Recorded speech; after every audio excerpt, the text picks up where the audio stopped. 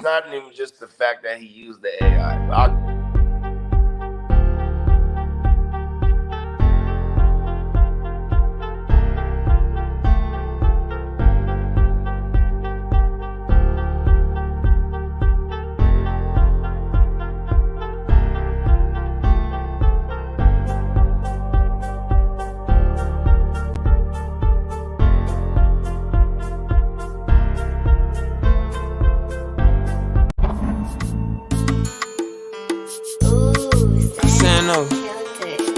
Niggas know how I'm bumming, nigga. Yeah. Fuck what a nigga say, I feel like Dre. Man, the game is sick. Suckers wanna play and load my K into that bitch click. Big stick, hanging out the bottom of my 4-5. No lie, if I whip it out, somebody gon' die. Only time you hard is on the gram when you go live. Flexing with a tube but never blam, I'ma blow mine. Won't show mine until it's go time. Nah, you can't hold mine. Yeah, I got the whole mine, I'm on the goal line. And I'm going for 6, watch me up the scope. Caught him at the stove, he was with his hoe. Had to let him know, that's your ass, you don't get it past. You reap what you sow. Why you speaking low? Speak up, boy, you been a hoe. Boy, you been a bitch, get off dick, tryna steal my drip. Look up in the air, you see me, I'm fly as bird shit. Never on no nerd shit, why you on that lame shit? You don't want no smoke, you get smoke with who you hang with. You know what I'm saying? Lame ass niggas talking about they on some gang shit. Nigga, you's a bitch, nigga. Matter of fact, nigga, you's a hoe. Nah, you ain't no hoe, cause hoes get dope. Man, you pussy ass a cat. We fucking live, my niggas. On walk, tell him free to act. Feeling free to rat, you know he told how you sleep. Top of the morning, man. What's going on? Top of the morning. Top of the morning. I got my motherfucking dogs in here with me, man. This is the orange juice and a blunt for breakfast morning show. You know, I got mine's rolled up 100%. My name, Hard to Start, JD, aka the Guchinni. I got my dog, Baby Slim, in the building with me. It's Slim. It's Slim. How y'all doing? Y'all doing? What's going on, big bro? How your morning starting out? Hey, everything gravy, man. Another day on Earth is a good day. You know what I mean? Talk about it. 100%. I got my dog Bogey in the motherfucking building, aka the GMM Network, man. What's going on, big bro? How your morning starting out? Man, I gotta echo my man Slim's sentiment here, man. It's just a wonderful time to be alive. Just waking up in the morning, man, that's another shot right there. You feel me? Come on now, another blessed one to be great. 100%, man. And I appreciate y'all pulling up on me, man, helping me rock out, man. You know, it shows a lot of support that y'all pulled up early in the morning and, you know, rocking with me, man. I appreciate the love, bro. Yeah, I ain't gonna lie, I wasn't the same. I was a different man on this show last week. I woke up like off of like a 2-hour jump. You know what I mean? I was still I was still off the mushroom residue, and I was hungover as a fuck. And I was like, I'm late, so you know, I made sure I was prompt today. You know? Hey, you already know, big bro. Oh, my mama, man. I appreciate it, bro. Facts, man. We're gonna try and put together a good show for y'all, man. Last week response was pretty good, man. I only chopped up 2 clips because some of the clips was echoing, so I think I found that problem. So once we get into the show, hopefully, you know, we'll be able to chop the whole show up this week. Before we get started, I need y'all to get entered to win these shoes. All I need is 9 more entries. We're gonna close it at 450 subs. So look, bro, I'm tired of looking at these motherfuckers, man. Y'all come get these bitches, man. All I need is 9 more subs. 9 more subs. What size them jumps? 11s. Okay, so perfect. Cause I was saying, like, with the Jordans, you know, people are like, they'll if you wore size 10, you'll do the 11 if that's you motherfucking right. I'm gonna take a I'll go get an 11 on my mom. You feel me? I'm the same way. Oh, everything. So y'all make sure y'all go get entered to win them shoes. Y'all make sure y'all go follow my niggas on their IG. There go Bogey IG right there. There goes Slim IG right there. Y'all make sure y'all go tap in with them 100%. Content creators, they damn self, man, platforms. They be on they shit, well informed about the shit that they talking about, man, and they gonna give you game 100%, bro. We all from the same era, so you know what I mean? Y'all know what it is, bro. Yeah, man. And be sure to go check out that new Bogey project I just dropped. Look up Bogart Scott Free. The project is called OMW. You find it on anywhere you consume your music. We got a joint with Mozzie called Ivory, and I dropped a couple single joints too. I got a joint called Can't Nobody Play With Me. I'm doing my thing right now. I'm having fun. I just like being alive, man. Being able to do the things that we enjoy. You feel me? No, 100%. And this nigga's a real talented artist too. Y'all make sure y'all go find him on all digital streaming platforms because the nigga do be talking that talk. Them is facts. Like I said, if you from my era, in my era, we get money. We are not. We do like to get. We do like to relax with some type of medicine, but we are about the paper. That's what our era is about, bro. 100%. Paper come first. 100%. Yes. Universe, give me money. 100%. Y'all make sure y'all go tap in with my nigga, man. 100%. Top of the morning, Lee. You know you got it, big bro. Top of the morning, Lee. Top of the morning. We got the Ginger Ninja. That's my dog right there. What's up, Danny? Top of the morning. Yes, Top sir. of the morning. My bad, my girl's taking off. She's opening up the garage. Part of the noise real quick. Have a good day, Miss Bogey. Guchinni said, have a good day, baby.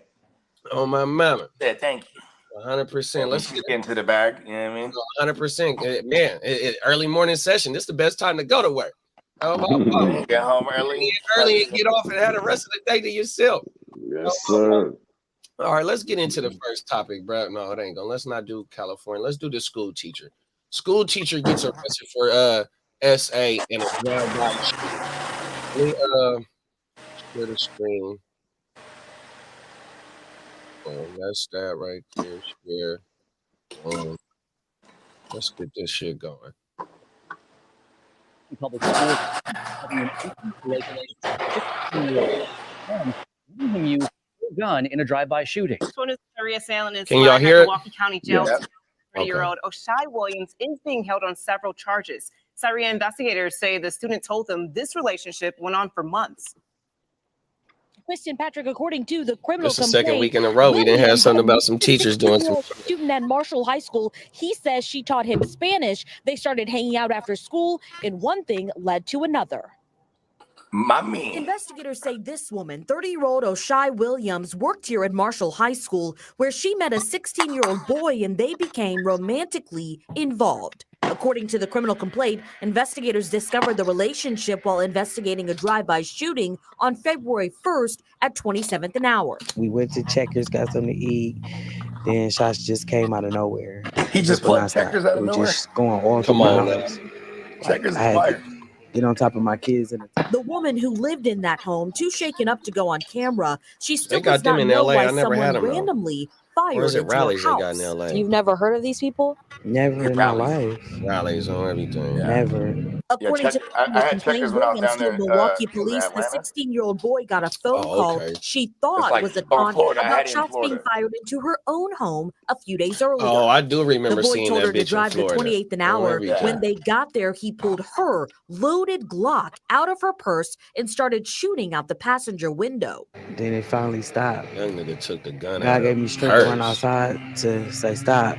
I got my gun Wrong in my house. purse. During that investigation, a Bureau of Child Bruh. Welfare official I interviewed the don't bust back because 16-year-old. I shoot He first. told them he Come and on Williams now. started hanging out after school at her house. He said the relationship turned intimate and they had been dating several months.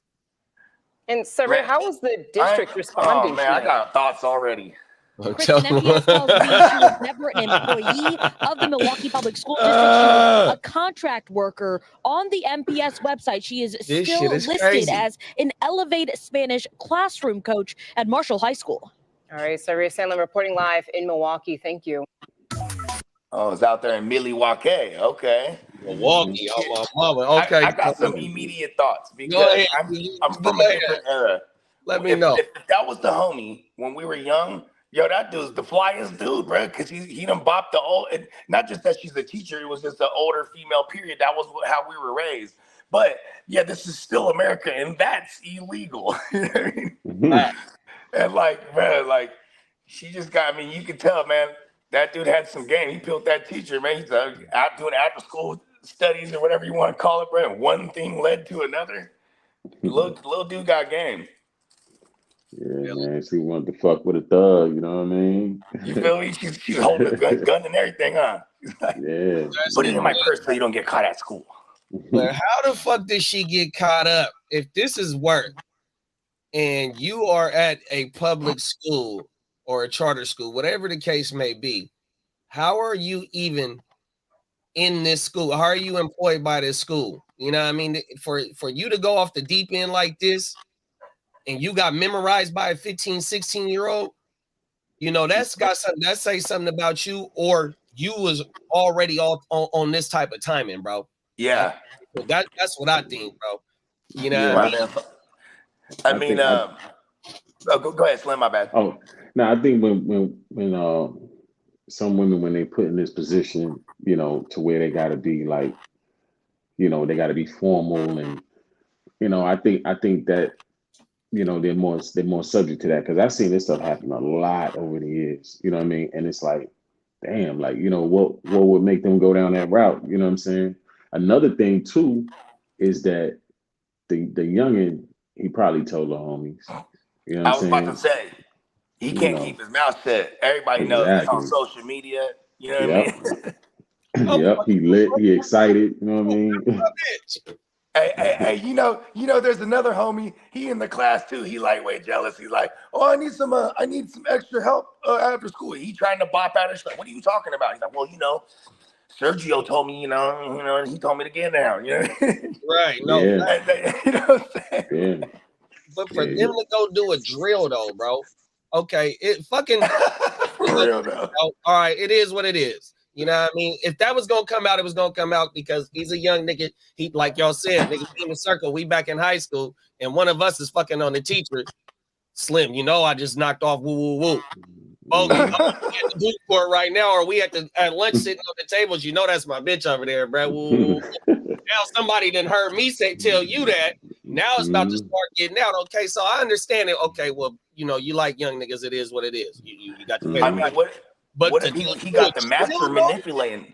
Well, he was like, listen, I got to knock this bitch off. I need you to drive, or else I'm gonna let everybody know what's going down. You know what I mean? He might have, he might have had her by the balls, type of shit.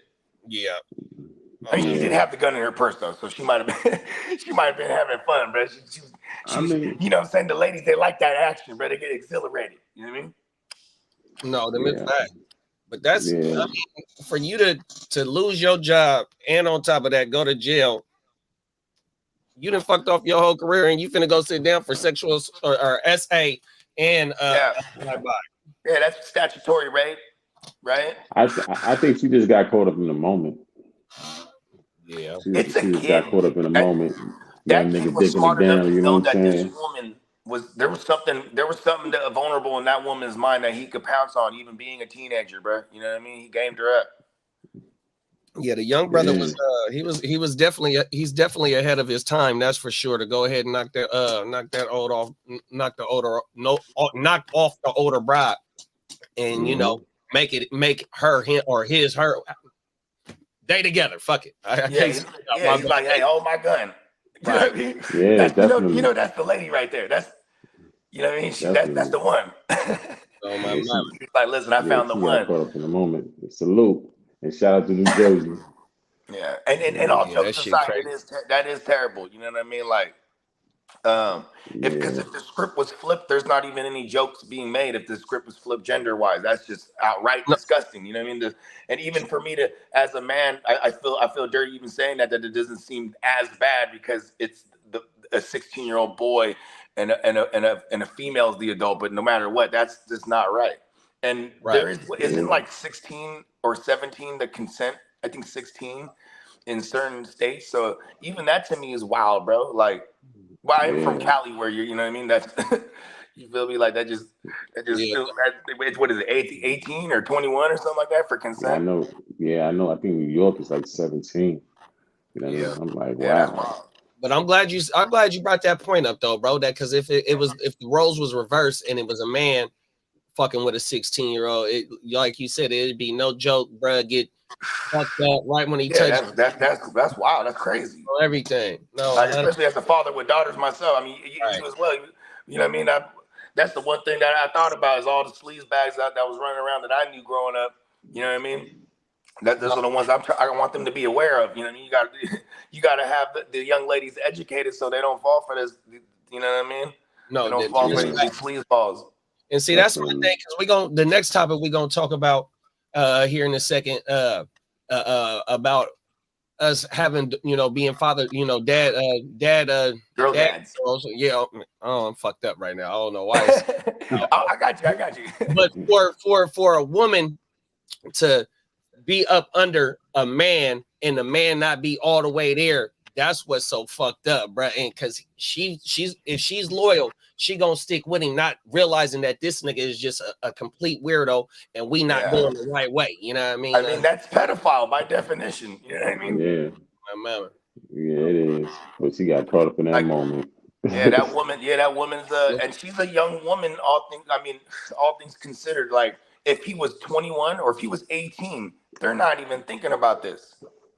Right? Mhm. It's just now it's just a young man who bopped a older woman, you know what I mean? But yeah, he's a minor. You know what I mean? That's not good. It's not good. And you know, some of them didn't have that experience, you know what I'm saying? You know, coming up, they probably went to high school, college, you know, they never been with somebody that was wild, whatever, you know what I mean? So you know, it's easy for somebody like that never been in that situation to get lost in the moment. Yeah, they get lost in the sauce. Yeah. they ain't never seen that gully shit. You know what I mean? You know what I mean? Nigga leaning out the window, popping that shit, like, you know what I'm saying? They ain't never seen everything. Hey, like Keisha on New Jack City. She go from Square to Keisha from New Jack City on the motorcycle doing drive-bys, boy. You know what I mean? I wonder if she stayed solid too when the police came and talking, you know what I mean? Right. Yeah. She might have gave the kid up real fast. You never know. She might have it's all over. We was fucking, but it was him that did the shooting. Yeah, for real. He's like, I'll still plea out to the pedophile charge over the fucking attempted murder or whatever. Like, everything. You know what I'm saying? Yeah. That shit is crazy. Oh my God. Yeah, that's a very unique one. No, you know, like you said, we will hear stories about the teachers fucking with the students as well, but he got her running the drill, bro. That is crazy. Mm-hmm. This is a wild time, man. For sure. You ain't lying, bro. Oh my mama. Y'all got anything going out on this one? Free her. Free her. Yeah. You know what I mean? I don't really. I think I said enough. You know. Man, oh my mama. That shit is crazy. My thing is, baby girl, she definitely needs some psych help on everything. If she got sauce, she really need to sit down. Did they show her age though? I think she's 30. Oh, she was 30? She was 30, yeah. Oh shit, yeah, something Williams. I forget her first name, and she was teaching them that Spaniel. You know what I mean? She was Spanish on everything. Hey, you know that? Hey, you know, I would say Spanish and Italian. When you hear that shit and a woman's talking that shit and you don't even know what they saying, but that shit sexy as a motherfucker. You know, that thing was one thing that led to another real quick. I'm gonna tell you one more too. French. Oh yeah, the French goes crazy. French. Yeah, I met somebody. Man, look, my first time in Vegas, I met a bride from Quebec, and you know that's all they speak up there in that part. Oh yeah, that's like Spanish. French is the second language over there. It's the first language in most of the places, actually. Facts. And I got to hearing I'm like, oh wow, oh everything's facts. You feel me? Come on. Fuck it, let's get into the next topic, man. Suge Knight tells Drake be cool with the Tupac and Snoop collaboration, man. Suge Knight tells on his podcast, he insinuates that Pac can't be on a song with Snoop because Snoop has something to do with Pac. Bro. whatever. It's just crazy. Like, he just be right. He just be dry snitching all. He has a whole podcast where he just dry snitching. He mad as fucking in prison. Oh my mom, you got a podcast. Speaking of wild times, we got Suge in prison and he has a podcast. Once a week. All right, bro. I just first of all, the song was ass. I just gotta say that. Like, all things aside with what Suge is saying, I think the song was ass. Like, yeah, Drake wrote all of it, but like, if I'm a fan of the artist, I don't know how to emulate that artist's style. This guy had the Tupac voice with the Drake's raps. You know what I mean? Yeah. That shit, and the rap is whack, bro. And the same thing with the Snoop thing too. It's like, you know, this was his version, like the nerd version of okay, I'm gonna get these guys to gang up on him with me, just like he did with Future and Metro. You know what I mean? This is why Kendrick need to put all of this in perspective. You know, sit his ass down with all that bullshit. Like, you know what I mean? For real though.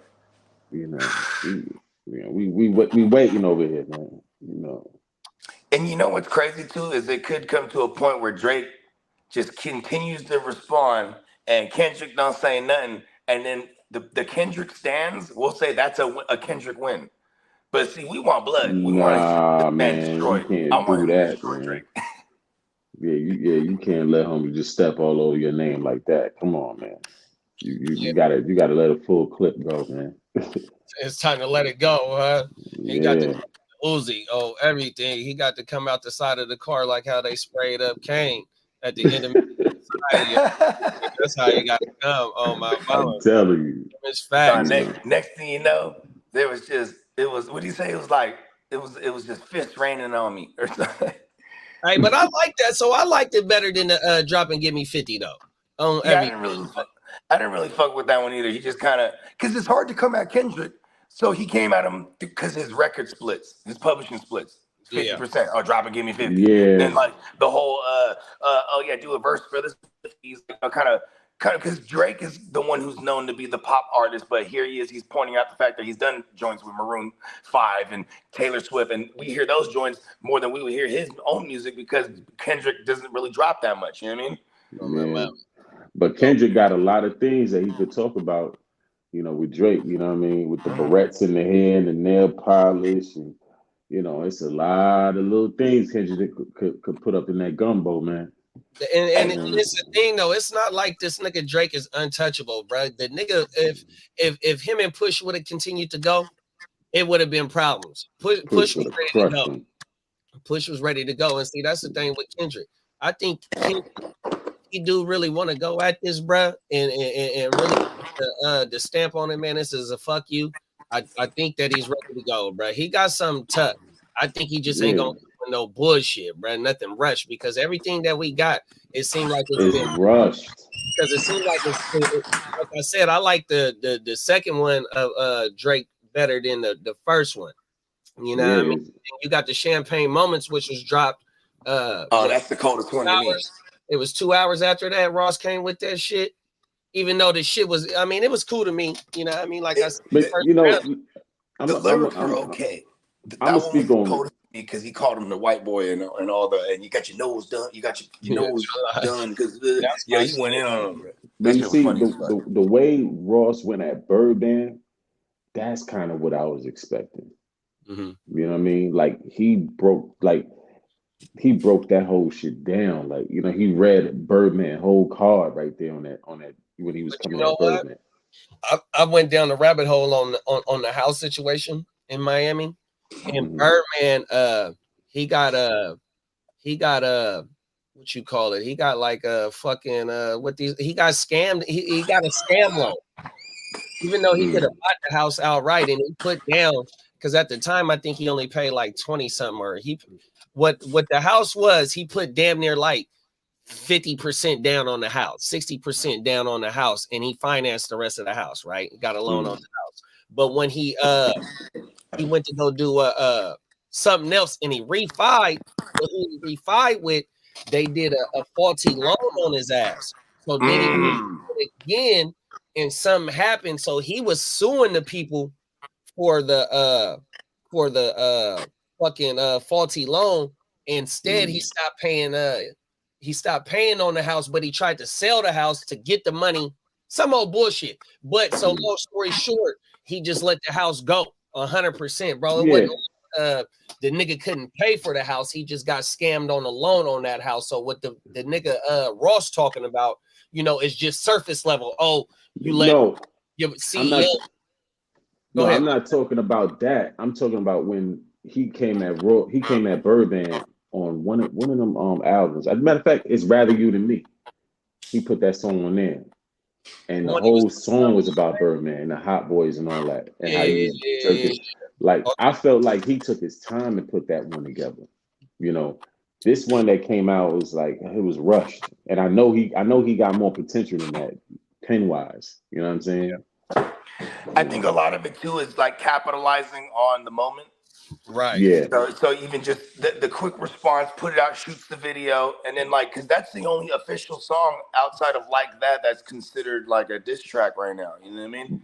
Because But he all the could other have. ones that they're dropping, Give Me 50, those aren't all on any kind of platforms. He just put it out there. It's on YouTube and stuff, but they're not officially out there. So like it's also kind of built in that aspect for Drake to be like, oh, that's AI. You know what I mean? Because But also when I went down the rabbit hole, bro, so he's like the poster child for UMG, you know what I mean? Universal Music Group. And Drake, he owns all his masters. That was part of his deal when he came in with Cash Money through Universal back in the day. And that still stands true till today. But see, so behind the scenes, they just picked up this AI generator company, right? It's an AI music generator that Universal is partnered with. And so like, and here's the thing I want to point out with Drake, he's a Canadian, okay? And that's no offense to Canadians, but he grew up a fan of American music. You know, American music's about individuality and being unique to sounds from different areas, right? But then he come through and he's like, all right, I'm a Canadian. I can just copy this guy's style, stand next to this guy, copy this guy's style, and I'll let this guy write my songs. Here's the biggest artist in the world who's doing all the shit that we weren't accustomed to as artists, right? So now look what he's gonna do. He's introducing AI for Universal, bro. I'm just This not is the with biggest artist using AI. That's hella whack.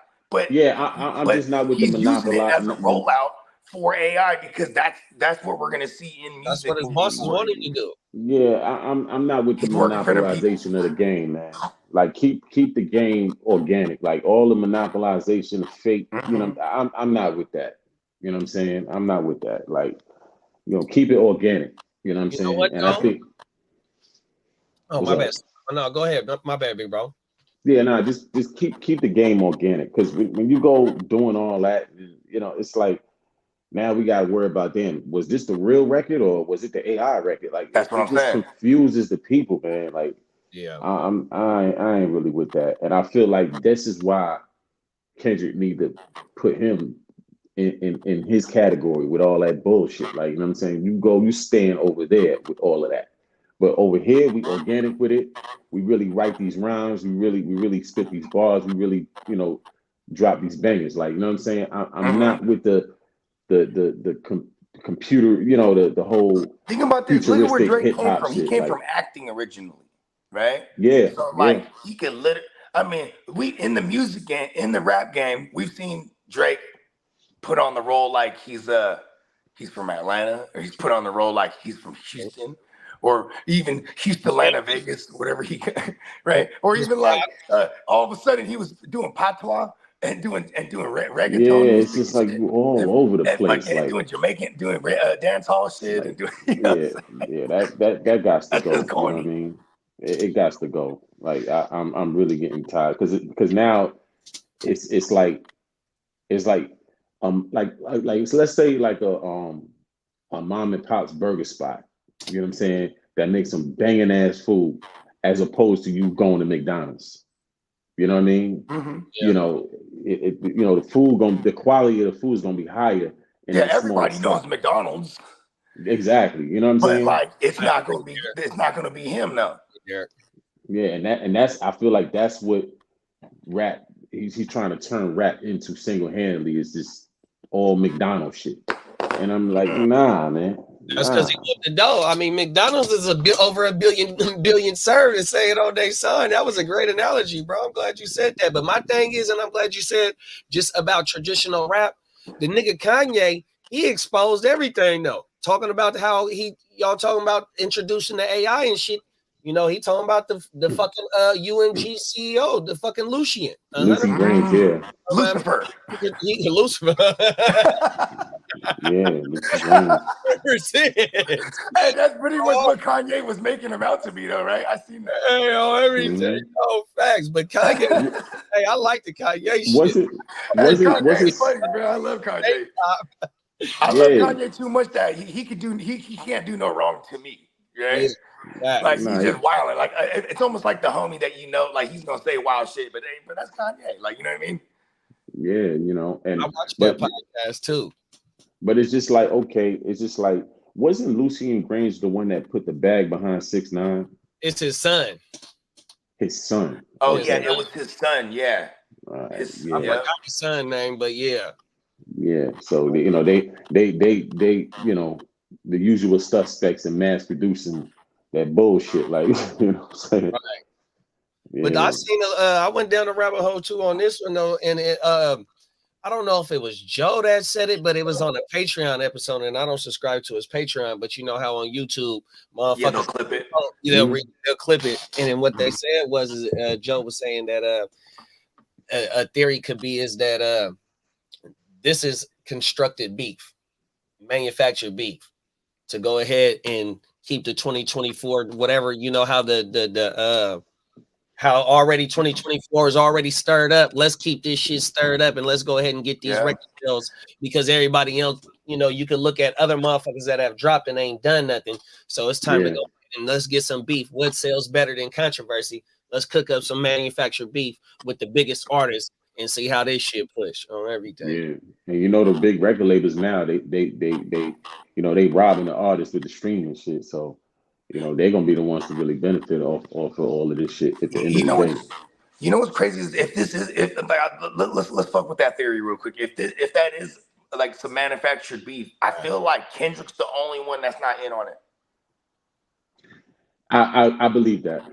You know what I mean? Like he's the one that's like, okay, because I mean he ain't with the bullshit right away. Like he kind of, I almost feel like what he did on Like That, he don't even have to do nothing after that. But like we want it, and I feel like it's gonna come. But like he don't. I just feel like if this is orchestrated, he's the only one that's really with the shit. You know what I mean? Like because imagine Drake seems like that guy that would make the phone call. Hey Ross, I got this idea, right? Just hold on, bear with me. So you're gonna stop following me when Metro drops, okay? And you know what I mean? But also, hey, another theory Joe said is that fucking Drake owns part of the fucking record label. So all them niggas is all up under the same shit, even though it might not be Republic, but UMG, like how Bogey was saying, you know, the subsidiaries, whatever subsidies, they up under them niggas too. And so, you know what I mean? And one thing is that Drake they say that Drake owned part of the record label or whatever, some shit like that. And so the animosity, he got a stake in it. You know, everything. Real talk. I think a lot is riding on Kendrick when it comes to hip hop, because it's like at the end of the day, you know, he got to fight to keep music organic. You know what I'm saying? You know, this you know, this AI produced nonsense, and you know, and then also too, I meant to speak on this, right? Back in the days, you had a rapper that, like, say DMX, right? You know, he had, you know, solid hip hop, but then and sometimes, you know, he'll try to sing on the song, you know what I mean, just to add some depth to it, right? Then you got an R&B singer, like let's say Usher or Chris Brown, that they'll take one of their tracks and they'll rap over it, you know what I mean, just to add some depth to they side, right? But this straddling the fence between I'm R&B and I'm hip hop, get the fuck out of here with that. Full time? No. Yeah, no, that's that what shit got said. The nigga Wax said that on one of the weekend wrap up shows. He said the exact same thing, bro. Like that. I'm not with the straddling the fence. He want to be known as like okay, the fact that he says I'm a top 3, like if we're talking lyricism, like from the era that we come from, and we're the same era that supposedly raised all these guys, right? You know, Kendrick's product of that era. Where lyricism, your pen is your sword. You can't be having nobody write your shit neither. You know what I mean? Yeah, his pen is questionable. His pen is questionable. And so, like, I can't even take Drake serious, but stuff like that. But also, it's the David Goliath syndrome, right? Like, he's Goliath, so everybody want to take him down. And like, and he's McDonald's. McDonald's could come out with an ass burger, and people will still eat McDonald's, bro. And you know, what I mean? Like that triple Big Mac nonsense. You know what Kanye said on the podcast, bro? He said, I got the energy for the elimination of Drake. Oh, that shit had. I just think Kanye can't really do it, man. I think Kanye can be behind the production of it though.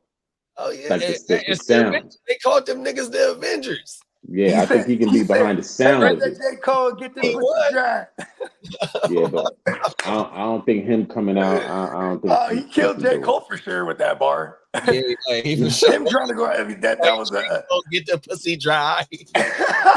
Hey, J. Cole did it to himself. You know what I mean? Sat your ass down. He destroyed J. Cole. Kanye don't get on one when he in his bag, bro. Yeah, bro. Yeah. And it sucks too because that just came and went. It's almost like he was trying to get in the mix. Even when he tells the story, he's like, Pluto called me. It's like, bro, he didn't call nobody. You just you inserted yourself. Like, I'm gonna put Yeah. That nigga told him he got a lifetime deal, bro. I feel bad for niggas. Yeah, I think it's time for things to be put in perspective. Like the hip hop is on this side and the R&B is on this side. This straddling the fence because you're not really a good R&B singer, and then your pen is questionable. So are you gonna be Jay-Z or are you gonna be Nelly, Drake? That's what I'm saying. Like, you know what I mean? So now the only thing I'm thinking is that the machine is behind you. You know what I mean? You got the machine behind you, and it don't matter what you do. The machine is behind you, so they're gonna push you regardless. You know what I'm saying? And he's always gonna stay rich, even if he stopped making music, because he won't stop touring. You know what I mean? Like that man tours year round. You know what I'm saying? He's getting like $4 million a show. I saw a clip where back in the days, you know, that started from the bottom, now I'm here. He had a bar where he was like, now I get $500,000 for a show. And then, but now when he performs that song, he yells out, I get $4 million a show. Oh, he switches his up. Yeah, because that's the rate now. Of course, he's not going to stop touring. You know, you got 300 dates and you making $4 million. You know what I mean? That's just, and his shows, it's almost like he's not even rocking because the fans are so crazy. It's like karaoke. He just sing and they just go and he just stands there rocking. And I'm like, this guy could do this every night without even singing his own voice. Yeah, it's becoming real generic. He didn't even write his own stuff. Drake is just like, he just figured it out, huh? He's like the ultimate finesser. Yeah, it's just that's what I'm saying. It's like he finessing the game, and it's like I feel like something in there got to be real, man. You know what I mean? Game can't just be 90% or 80% finesse. Like you gotta have some talent up in there, man. But see, that's the thing, though. At this point in his career, though, bro, it's too much money behind him. And you know, like they said, I was watching academics talk about this shit, and you know, for Drake, Taylor Swift, Beyonce, Bad Bunny, you know, the top tier names in the game of just in general of music, they're like 50% of the sales, maybe even more. You know what I mean? So I mean, Taylor Swift, she just went 2 million week one. That's like Drake goes like 400,000 week one. You know what I mean? But you know what that comes from? Like as far as what you said, is like I don't think that rappers is trying hard enough. I don't think they putting 100% into their music. I think they just all over the place. They trying to go viral. They trying to be on social media. Bro, get in the studio and drop some bangers, man. Yeah, but see that's you know what I mean? But see that's the thing. Some creators, some creators do want to just get everything out and just try and get that one. But you know what I mean, you're trying to stay relevant, but sometimes you can't, you know, just in different situations, you just can't afford to kick back and try and curate something and only take multiple days to try and make one, while you know maybe the perfect one, while in there instead of just being in there and just cooking and dropping. You know, I'm not I don't know nothing about rapping or singing or nothing like that. But to me, I would rather just try and just keep pushing and try and catch that one eventually. Here's the thing: there is when you think about the drop and give me 50 joint, right? So one thing that he didn't emphasize is the fact that when he was with Top over there at TDE, he didn't own 50%. He owned 50% of his publishing.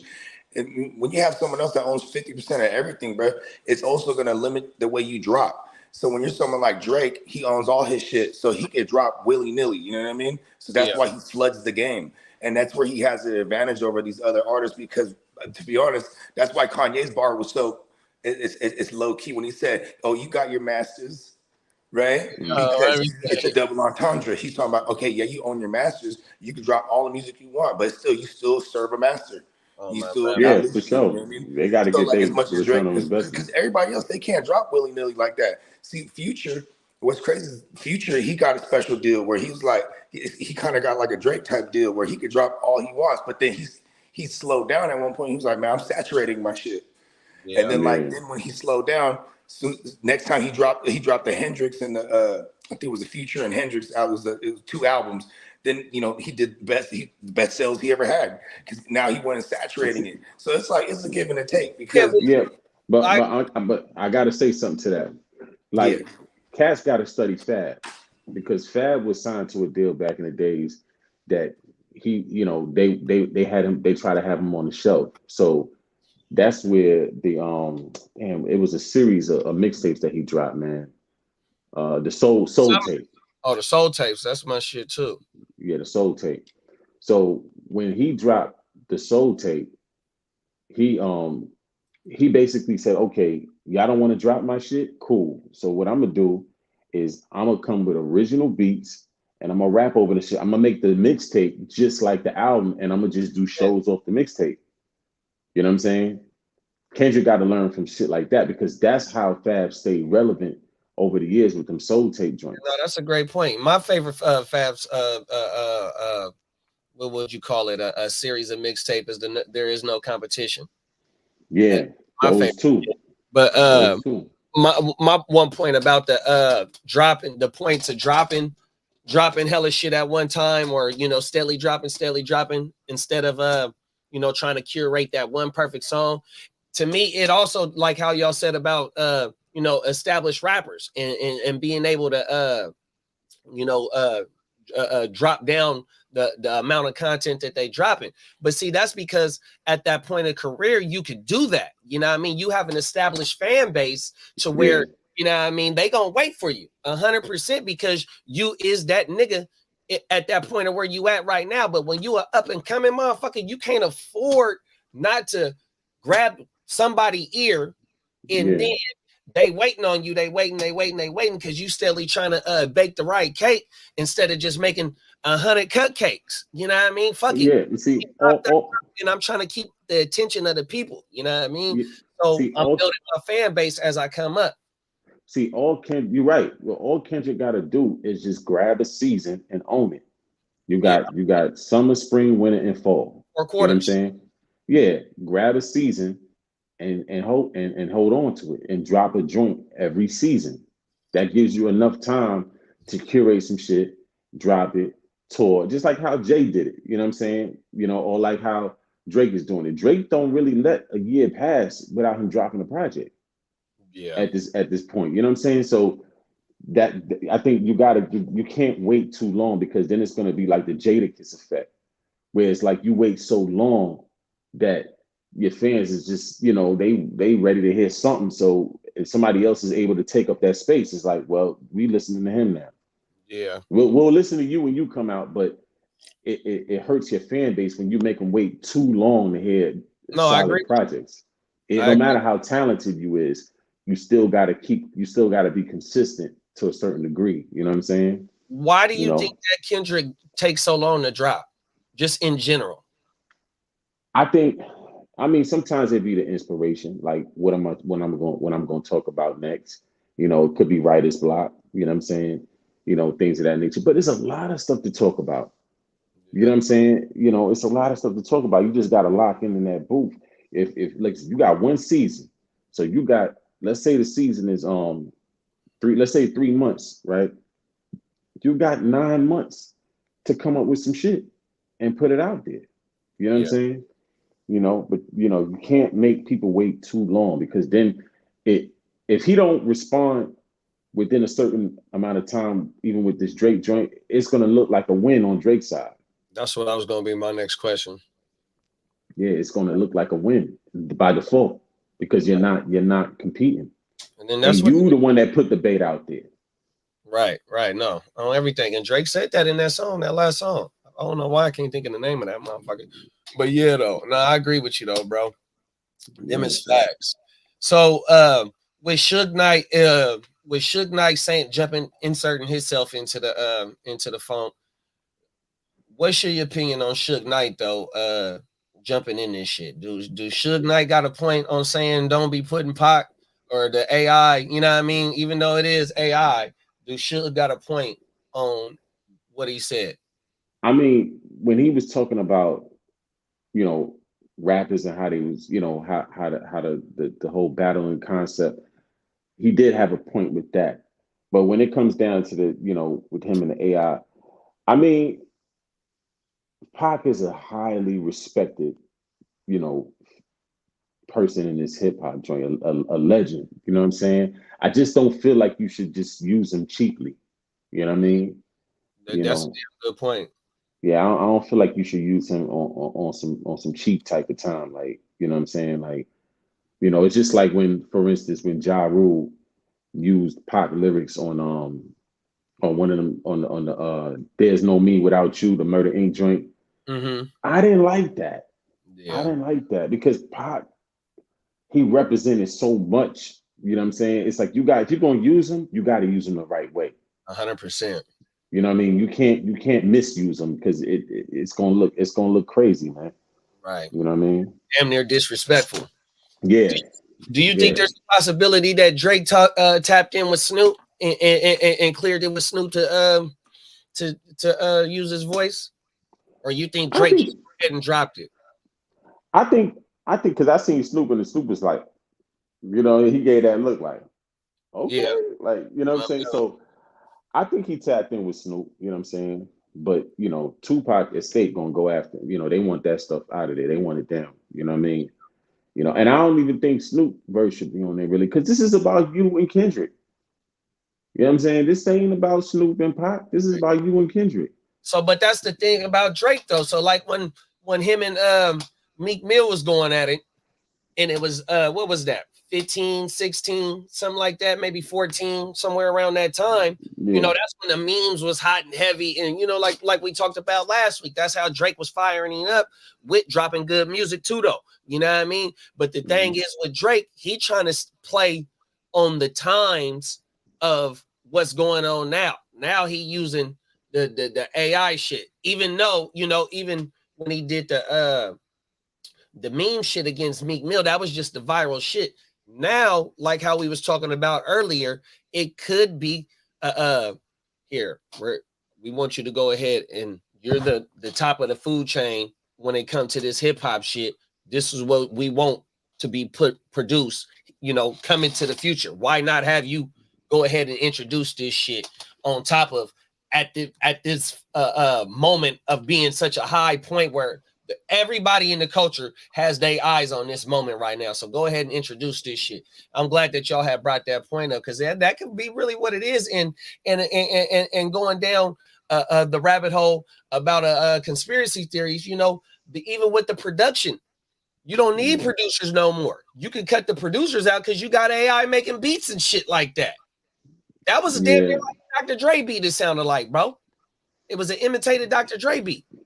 Yeah, I ain't really feeling that because then once music becomes, you know, once you take the organic part away from the from human music, part out of it. Yeah, once you take the human out of it, then it's no feeling there. It's already the feeling. Music doesn't give me a feeling like it used to. You know what I mean? You know, every now and again you'll get that good project that you know they'll drop and it'll give you that feeling, but it wasn't consistent like it was back then. So now you just take the human all the way out of the whole, you know, the whole construction of it. It's just like, I ain't feeling that. But see, that's the thing though, bro. It's only gonna be the motherfuckers that's really generating the revenue in music. Them other motherfuckers that's not big names like that, that's where you're gonna get the organic fruits and vegetables in the recipe that they producing. 100%, bro. That's just like this shit that we doing. It's the new wave. Okay, so now I mean, AI is gonna be involved with this shit that we doing too, though, 100%. But yet, motherfuckers is gonna stay on the search for that real, bro. So that's where a lot of the mixtape circuit, just like how you said about Fab. Fab went on a mixtape run, and he was touring off that shit. That's how he was, staying getting his money, man. Fuck that record label punk shit, man. I'm gonna go ahead and drop these mixtapes, which is promotional use only, and it's gonna be organic music, all original music. My fans gonna love it. They gonna pull up whenever I'm in their city, 100%. And that's where we gonna stay with the real shit, bro. It's just gonna be that upper echelon of motherfuckers that's generating the real dope. You know what I mean? Because it's too much money behind it on everything. Yeah. It's like, let's say Chris Brown, for instance. He keeps it organic, and he's all over these radio stations. You know what I'm saying? So I think people still are gonna gravitate to the real. You know what I mean? But that's R&B though. See, that's another thing though. See, R&B and rap is a different thing though. You know what I mean? R&B, no, because AI could do R&B too though. But to me, you know what I mean? That shit is it's mass produced too. But that's what I mostly listen to is R&B, bro. And to me, it's more authentic than what's being produced right now. I actively search for more new R&B that's dropping, then I'm searching for new rap that's dropping right now, bro. There's nobody that grabs their attention. Hip hop is being turned into a clown show now. Like, you know what I mean? And I feel like AI is just gonna push that even further into that realm of Barnum and Bailey. You know what I'm saying? So I ain't really feeling it. Oh my mama. Mm-hmm. You got anything going out on this one? Nah, I'm just still, waiting for my boy Kendrick to come out, man, and do what he got to do, man, and bring this thing back in perspective, man. That's right. Mm-hmm. Oh my mama. Let's get into and I'm glad you here on this topic too. I want to talk about some homeless situation. I got 2 videos to pull up. Homeless. Let's share screen.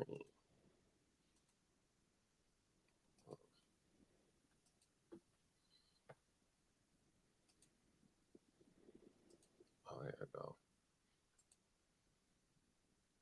Now at 10:30, living on the edge, man builds a makeshift home between the 110 freeway and the Arroyo Seco in Highland Park.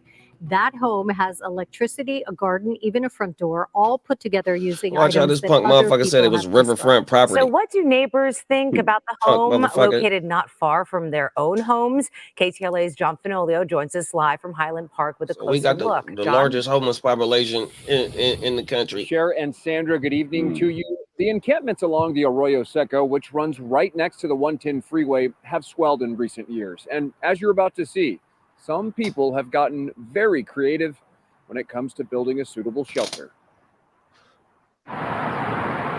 Riverfront property may be hard to come by in Los Angeles, but for some people living on the margins, this is where they call property home. costs a lot. There are many makeshift structures built with scrap material and trash along the Arroyo Seco next to the 110 freeway near Highland Park. They are among the more than 46,000 people experiencing homelessness in LA. Some of the structures, like other this states, one, ship stand their out. homeless people here. It has a stone wall, walkway, front door, powered lights, even a hammock for relaxing. It appears well kept. The people living here did not want to speak on camera. They don't bother me, this resident tells us, echoing neighbors who say most of the people living along the Arroyo Seco are quiet and keep to themselves. Some of these structures are pretty illustrious. He got fat shit. They are, and just oh my admiring the work that they're doing out here, and I get, he might have been a motherfucking carpenter when he but clearly not wasn't everyone homeless. agrees that this waterfront living is okay. What do you want the city to do? Look at him, man. That motherfucker Things fatter mess than a up. motherfucker. He It's got not belong multiple here. rooms in that bitch. This is public property, but that's not what it's supposed to be used for. This is dangerous. As you can see down there, someone's cooking with an open fire out there. Fucking coffee grinds. They're stealing electricity. I mean, come on. Feel bad for those folks?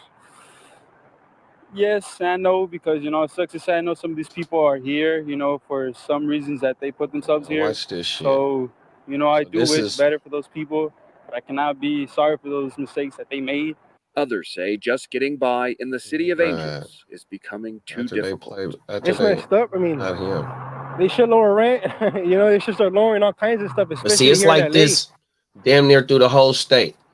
All right, we All the did reach major out cities to LA City Council is member like Eunice this. They Hernandez everywhere, for bro. reaction 100%. to these folks living here along the Arroyo Seco, but we have not heard back. We're live in Highland Park. John Folio, sending it back to you in Hollywood. Yeah. All right. So look, let me play one more video. So, that story took place a couple weeks ago, right? So I want to play one more video, bruh. First mile, direct access to housing. Shelter, solve sleep, housing with wraparound and support services. Solve homelessness. Homelessness absolutely can be solved. Laid out a detailed homeless strategy. There's been no intentionality on homelessness in this state for decades. It's not been a focus. I don't think we can solve homelessness. I know we can solve homelessness. This is him We will talking about reduce this street shit. homelessness quickly Damn near and 10 years. humanely through emergency action. The highest investment the state's ever made is $1 billion on homelessness. We are poised to pass a budget in the next few hours that will provide $12 billion of investment. I can literally quantify 58,000 people that we got off the streets last year, and none of you would believe it. The state has not made progress in the last 2 decades as it relates to homelessness. Why? We're not interested in funding failure. We're not interested in failing more efficiently when it comes to the issue of homelessness. So look, bruh went on a 10-year tirade about homelessness, right? And so in California, like I said, we got the highest homeless rate in the motherfucking country, right? 100%, bro. You ain't lying. And the shit is fucking terrible here, bro. I swear to you, everywhere you go, you gonna see nothing but homelessness, nigga, right? And I got a different opinion on the technical term of homelessness, but my main point is even in my city, and I'm gonna tell you the numbers in my city too, but statewide in 6 years from 2018, or that's 5 years, from 2018 to 2023, California has spent $24 billion on homelessness, so-called homelessness, and can't account for not $1 of where the money exactly went. And in Sacramento, nigga, a story came out on the news. They spend $57 million on homelessness and can't account for not where $1 went, bruh. So, Slim, I want to start with you, bruh. How is the homelessness in your state? You know, it's up there, but you know, I mean, it's like this, right? This is how I feel just in general. You know what I mean? People have to, like, everybody focus on, you know, Biden and Trump and these elections and stuff like that. I think people need to focus more on local voting, because if you have a governor and he doesn't hold up to his end of the bargain, he needs to be voted out. Yeah. You know what I'm saying? Now, on my second point is that I traveled around this country before, and it's more land than cities. Fact. You know what I mean? So California has a lot of land. Give them a piece of land and give them the materials. They could put their own situation together and have their own community. You know what I'm saying? It's too much land to say that it's just homelessness and it's all this land. Like, what? I don't get it. I mean, You know? like, okay, the homeless, they're already doing that without any permission. Like, where I'm from San Jose, bro, where when you look outside, like, the homeless is like the weather. You know what I mean? You look outside, oh, it's really homeless out there. You know what I mean? You know, it's coming down out there. And they build a whole communities and villages. Like, bro, don't let them boys have like a creek or something like that, because they'll put a whole village in that joint. Like, it just really happens, bro. Like, and I'm from a city that has we have 1 million plus in population, plus the homeless, then add on the illegal aliens. So it's like, you know, and I don't live there anymore, and I see a big difference. I live in a suburb town now, and what's crazy is, like, they don't have buses over here, and they don't have a train station that people could use. The only trains is like for cargo and shit, and that actually contributes to less homeless people. You know what I mean? Because they can't just easily get over here. You know what I mean? Oh my man. Yeah. No, Yeah, I just feel like, go ahead. No, go ahead, bro. Finish. I just feel like when you got, you know, millions and millions of dollars being poured into this situation, and it ain't. What is it going to? This is what I'm saying. Like when these governors get in office, if they don't, you got to hold them accountable. If they say, okay, we voting for you because we want you to do these 4 things, right? If that term is about to be up and those 4 things were not done from start to finish, get them out of there. There's no reason why this dude should be a governor for 10 years. Yeah. You know what I'm saying? Like, so that's what I think. That's part of the problem too. You know what I mean? Is politicians getting these positions and they're not being held accountable for nothing. Yeah, no, that's exactly what Newsom is. I mean, you look at the way he handled the COVID situation and what he was doing during COVID. Newsom is a cold dude, boy. Oh my God. He moved like he make the motherfucking laws here in this state. Oh, everything. But damn, it was a one point I wanted to double back on what you said though, Slim, on everything. I totally forgot about it. But it'll come to me here in a minute. But my thing is with the homelessness, in my life and what I seen as a youngin' and how how drugs, what they do to people in the whole shit, you know what I mean? Yep. Mental health. A lot of contributing factors. Drugs are a lot of contributing factors to mental health issues, and then they become homeless because of these issues. And 100%. But even some of them don't even be mental health. You know what I mean? They just say fuck it, man. They smoked out. Gonna be smoked out my whole, for my whole career.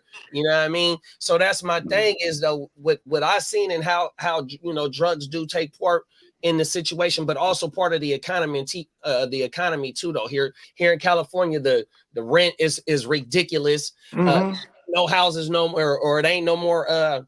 It ain't no more places to stay. It's hard to get a place here now, whether you buying or you renting. And then when you do get in a place, they charging X amount of money because of how people were during COVID squatting. You know what I mean? So they a super fat deposit that on top of super fat rent, or you trying to buy a house in the motherfucking the rent percent interest rate 7% right now. You know what I mean? The interest rate is hella crazy. Buyer's market right now. You know what I mean? I mean, I had to buy the interest rate down when we got this house. You know what I mean? I remember you telling me that too, bro. Yeah, that shit was like, but that's the thing too, is that the pricing on the house is gonna go down, so it fucks the market up when the interest rate's hella high.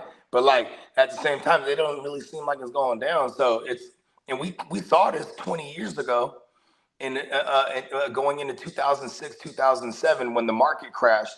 This is kind of the same thing that we're and when that market crashed, bro, a lot of people got their houses foreclosed and shit like that. I swear to God, that was the influx everywhere for homeless people. Because now you have people, they're living in their cars. And then next, they don't have their cars next. So now they're on the streets for real. And like that was a real thing. Like all of a sudden I see whole families out there in a Target parking lot. And there's like 4 or 5 cars lined up and there's families living in there. Remember that shit? It was like that for a minute.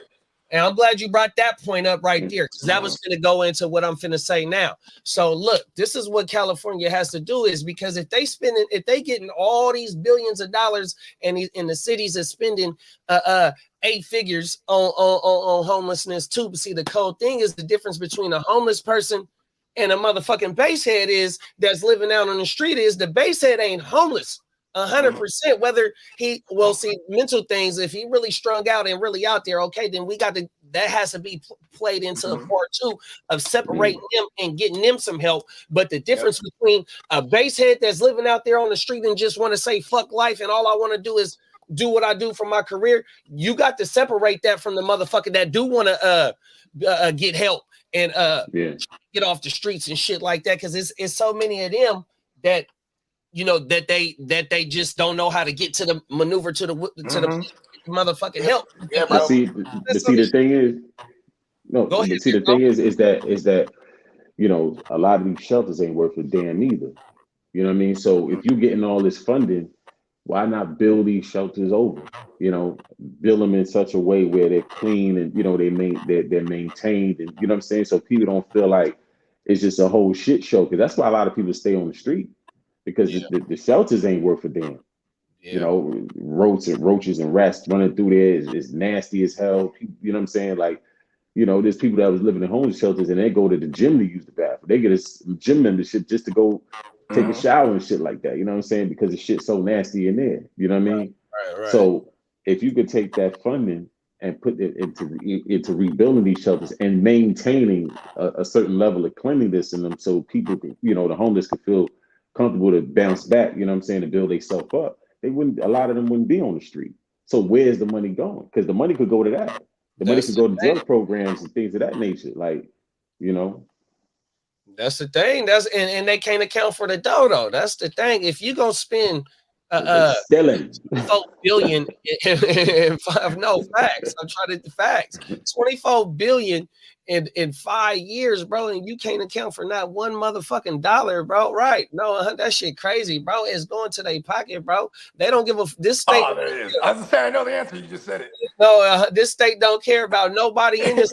It goes right to their pocket piece. It go right to their pocket piece, bro, and they don't care about nobody in this state, but a certain group of people, and it's that 1% of California that California care about. The rest of these motherfuckers, look, bro, we inviting everybody to come to this motherfucker. We got a program for you. We got $700 a month for you. We got some food stamps for you. Go ahead, man. We got some room for you. Yeah, I guess the infrastructure is important, right? Like say like you had, if like let's take this idea. I like what Slim's idea was. We're gonna take some of this money and revitalize these existing shelters, right? But then not only that, you got to have like you got to have some kind of advisors and counseling in place, so that we can transition them into maybe the working force if they are able-bodied and sound mind, right? Yeah, because I mean they building properties out there. I mean, they got some skills, right? Yeah, you know what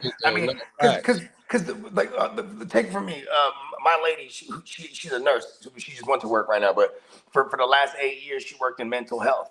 And most of in the South Bay, a lot of it is drug-induced mental health, right? And they just end up on the streets because they're just whacked out. You feel me? They're smoked out of their mind. But like, she worked at a facility where the ones that do get into a program and they get some kind of insurance to cover them, because these programs ain't cheap either. And then they in this program, they're able to get their meds. And they're able to get food and stay there. But still, it's almost like it's on their choice. Like, hey, you stay here, take all your meds, and we'll make sure you're right. You got counseling here, but then they go dip out and go do some drugs. You know what I mean? Get that titi. You feel me? Right, no, fact. They go get the real thing. But that's the point, though. Like you just said, key thing is it's expensive. But yet, if it's 24 billion in 5 years, why is it expensive? It's fucking out there for these people, but it's going to the wrong places, and they can't even account for where the dough is. But yet you have to establish, okay, well, this motherfucker, he crazy, he strung out on whatever his relaxation choice of way is. You know what I mean? Whether we ain't gonna get to describing the narcotics, but establish him. Then you establish the motherfucker that need help but just don't know how to go get the help, and then you lead the motherfuckers that want to be on the street with no responsibilities, lead them niggas alone. But see, the main thing is that they don't hire people to go in. You know what I mean? Some of these motherfuckers just go out voluntarily and go do their thing with the homeless and shit like that. You know? Think about the events of COVID itself, right? When COVID happened and shut the world down, I mean, in America, I mean, there's people that lost their jobs too. Like that could have spawned a whole nother generation of homeless people. Yeah, that money that they spending, they need to hire them motherfuckers to have boots on the ground. Go ahead and start getting into where these homeless people is, bro, and seeing who's who, bro. 100%. You know, but I remember Philip? Remember Gemma the Icon and Philip? Yep. Remember Philip? He looked like Agent Smith from The Matrix. Yep. Anyways, his actual day job is he moved back to Chicago, but when he was in New York, he was working with an organization that would put that would put the homeless in the shelters, and he was assigned to like 30 different homeless people, so he was like checking in on these dudes on the streets, like, you know what I mean? Like, if they're not in the shelters, you gotta go find them. And he said, like, yo, it's a real tedious job, and like you actually have to give a fuck. You know what I mean? Yeah. Like, hate him more. This is the type of human being he was. So he did this type of job, but he was like, he'll see his coworkers, they don't give a fuck. It's just a job to them. You know what I mean? Right. So that even just it's difficult because now you don't even have the right people in place to actually care to move the needle. It's just a check for But them. see, You know what I mean? I think the way you move the needle is by voting these people out. They need to know. People have to realize the power that they have with voting locally. You know what I'm saying? When these elections come up, they're not broadcasted like how these The presidency national, the presidency. Mhm. You know what I mean? It's not broadcasted like that. You just get like a flyer in your mail or a flyer in your car. Vote for this person. Vote for me. Vote for this. But I think the people need to take back their power, you know, when it comes to voting and say, listen, if you're not getting stuff done and you're getting funding and it's not being put in the right places, the situation ain't changing, and we can't see that it's being changed, get him out of here. Yeah. There's no reason why he should have been in there 10 years. That means that every time the elections come around, the same people is just going out and re-electing this dude. And that goes for mayors out here, wherever. You know what I'm saying? If they're not getting the job done, get them out of there. Yeah, You know, see, then they'll start taking their position more seriously, because if a guy can sit in there for 10 years and bullshit the people, then I mean, you know, it's the people that's re-electing them yeah.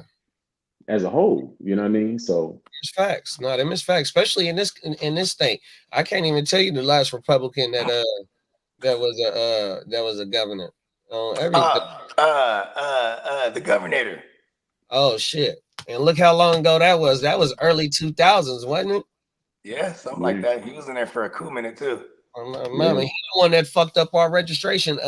Shit, he got us paying damn near $400. Get in the chopper. Yeah, like, man. you know. Yeah, that shit crazy. Now you're right though, bro. I'm glad you said that though. That's what it really, and a lot of us, and I'm one of them. I ain't gonna say a lot of us, some of us, or a small group, whatever it may be, is not well informed on politics until it start fucking over your bottom line. And in this, that's what happens. Exactly. Inflation rate is so And high. my pops was always the Republican because he just always got money. You know what I mean? And like he would say, the Democrats, they just want everyone to share the money. You know what I mean? That's what it is. It's funny though, because like whenever there's a Democrat in office, there's always going to be some type of war, because war generates money. There's always going to be some type of crisis, like some kind of recession. It is kind of crazy. Like I'm not a voting American either, but I was off the grid for a long time. You know what I mean? Yeah. But it is kind of crazy when you see certain things that affect. Like I probably would care. Like what I'm saying, when it comes down to like how much I'm gonna get taxed for real. No, I'm living life on the grid these days. You know what I mean? No, 100%. It's not even, and it's just not even the tax. It's just everything in general, bro. Exactly. You know what I mean? That shit. Look, like I said, look at how Gavin handled the COVID situation. It shut shit down.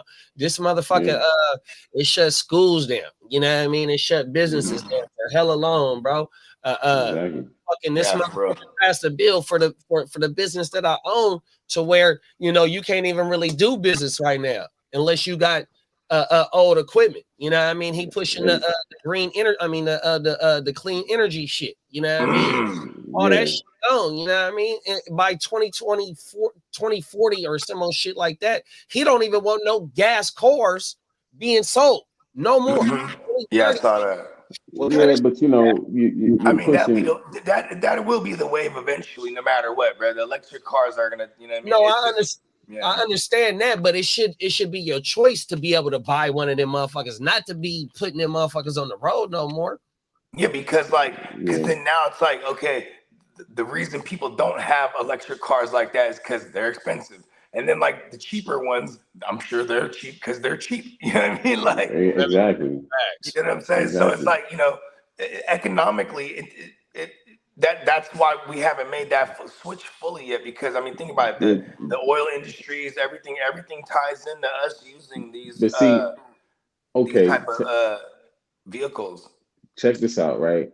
How many times when you riding around, how many gas stations you see as opposed to how many charging stations you see? 100%. Yeah, you ain't lying. So there's not really an infrastructure there. Facts. So how can you push this so fast when there's not even an infrastructure in place? So you're gonna have people running out of, oh, I gotta hurry up because my car's gonna shut down and I'm not gonna be able to go nowhere. Like, come on, man. Like that's I don't think that is the most important thing to push right now, unless you have an infrastructure in place. Yeah. Yeah, bro. You know what? Too with them, man. That makes me thinking right now, bro. Like, man, I should open up a charge station. Right. Oh, yeah. No, that's a. You got me thinking right now. I'm like, he's goddamn right. They don't. Hey, look, I gotta open up a charge station. I gotta look into this. Since it was a drought in this motherfuckers, it was people that was selling parts of their where they grow fruits and vegetables at. They were selling parts of that to solar farms because they weren't able to produce enough crop to to profit. So they were selling part of their land and or renting out part of their land for motherfucking solar power. 100%, bro, on everything. Yeah. I mean, shit, even like produce is one of our main way to get our economy on everything. Yeah, definitely. That shit is crazy, bro. We agriculture like a motherfucker. Agriculture, there you go, right there. Yeah.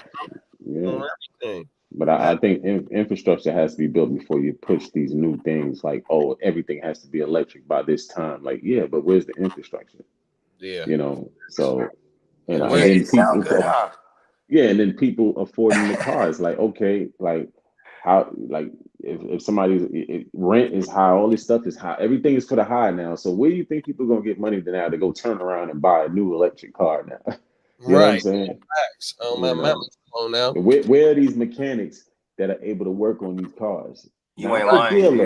You ain't lying about that. Mechanics. You know what I mean? That can, if you got a Beamer or a Benz, you still got to go to a specialty or a dealership. Like that's already like that with foreigns, let alone like, you know what I mean? Like everyone I know that has a Tesla, man, if something goes wrong with it, bro, like, you know what I mean? You can't nobody just go to work on Tesla. Jim shop. You know what I'm saying? Yeah, I'll definitely one of them motherfuckers. Man. I do want a Tesla though. Those things are bad. You want one of them motherfuckers? I ain't mad at you. It's like space shit, man. You know what trips me out though is like now they got electric bikes too, like motorcycles and shit. Like, and I'm like, yo, like, how are you gonna hear these motherfuckers coming up the shit, bro? Swanee got one. Yeah, on my mama. Yeah, Swan Don got one. Yeah, she goes crazy. Yeah, it's full size. Like it's it's nothing small about it. It's full size. But the thing is, you got to keep the lights on that shit because you ain't gonna hear them shits pull up. You know what I'm saying? Yeah, for real though. I mean, that's like a ninja bike for real, huh? Yeah, I think this electric stuff it can work. It just has to be a gradual process. You know what I mean? Like, let's start playing with the bikes and the other things. Lawnmowers and stuff like that. Let's start there first. Establish the infrastructure, then give people some kind of like, I know they got the tax benefits with the electric cars like up to 7,500, but that's the tax. What about the price? What about the mechanics needing to be trained to work on these cars? And so they and the tech, like not only do you have mechanics now, you have programmers now that like if anything goes wrong with the programming, like there's a guy that comes in, it's crazy, right? Because that's the day and age we're living in. Like, think about this, the government, bro. You go back to like the 50s, the 60s, the 70s. There's always gonna be some motherfucker that comes out and he figured out a way to make these carburetors generate fucking without fuel. You know what I'm saying? Without fossil fuel, they had dudes that had generated from nothing, not even no water, just pulling it out the air straight up. And then they go and get patented, and the government they say, You know what I mean? Because they know this is about to change the game. Then those people, you know what happens to them? They end up disappearing. You know what I mean? And that happens time and time again. These people, because like if you would have had that technology back then, and you know what I'm saying, by now, all of that, all those cars would have been non-existent, and the technology would have only improved. So the fact that we're allowing this, like you said, it's gradual, right? We've got the electric cars now. Maybe another 20, 30 years, you start seeing 80% of the cars are electric now instead of, the 80% on the road that you see. That's all, the traditional fossil fuel burning motherfuckers. You know what I mean? Yeah. See, the thing is with the government, they're not going to let you disrupt the system. Hell no. You know what I mean? So, because I'm going to tell you, they had a car that's overseas right now. It came out back in the day. My pops was telling me about this, and it came out, and it was like the car was A1. It was solid, and it lasted a very long time. And they said, "No, we don't want that over here." You know what I mean? Just like okay, when Akon got all those like solar lights and stuff like that to power up Africa, right? From China. China made it for America first. And then the electric companies went to the government like, you gonna fuck up our shit. Like, no, like leave that there. So it was sitting. And that's when Akon made that trade, you know, for them to go power Africa with the solar light. So they don't want you to disrupt the system to where the people don't gotta pay. You know what I'm saying? Yep. You know, in some kind of way they're gonna try to make you pay. You know what I mean? So Yeah, I don't know how versed you guys are with like the pyramids of Giza and stuff like that, but like those were power sources that powered the entire Egypt, right? And it was pulling it was sending the energy through the air like Wi-Fi. And like Tesla, he reverse engineered this technology. And then once he figured it out, he called it the Tesla Tower. And he was like, yep, anyone can have free electricity, free and safe. And you know They said, no, they're not. And they killed his ass. Nope. And part of that is part of this astrology. Those buildings that they built are strategically placed where they're aligned with the equinox, the true north, and it's they always come in threes because they align with the constellation with the star system of Orion. Facts. Yeah. It gets deep.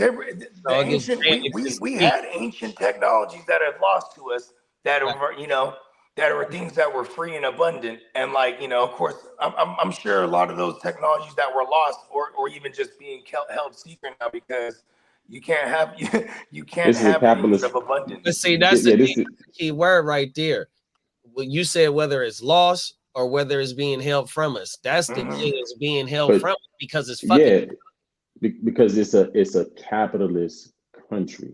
Yeah, So that's where that definition the world though, bro. Some of them the only motherfuckers on earth that know about the shit from billions of years ago, because I mean I ain't gonna say billions of years, maybe some millions of years, is the motherfuckers that's like in the Amazon. That's you can't get to them. You know, they don't know about phones, they don't even know about the fucking internet right now, bro. They don't know about motherfucking growing up in you know what I mean? They don't know about none of that shit. And them motherfuckers they're indigenous. And they don't even got no language. We don't even know what language they speak. They got their you talking about like the Sentinelese, like the North Sentinel people. Niggas that's in the Amazon right now. You can't get there, bro. Them is the only niggas that know because that's all they know is living in the fucking wild. You know what I mean? The Sentinels. They were like they're down there outside of Australia, right? Oh, everywhere. They're in between. They're governed by India. India protects them. Oh, right? They're way out there.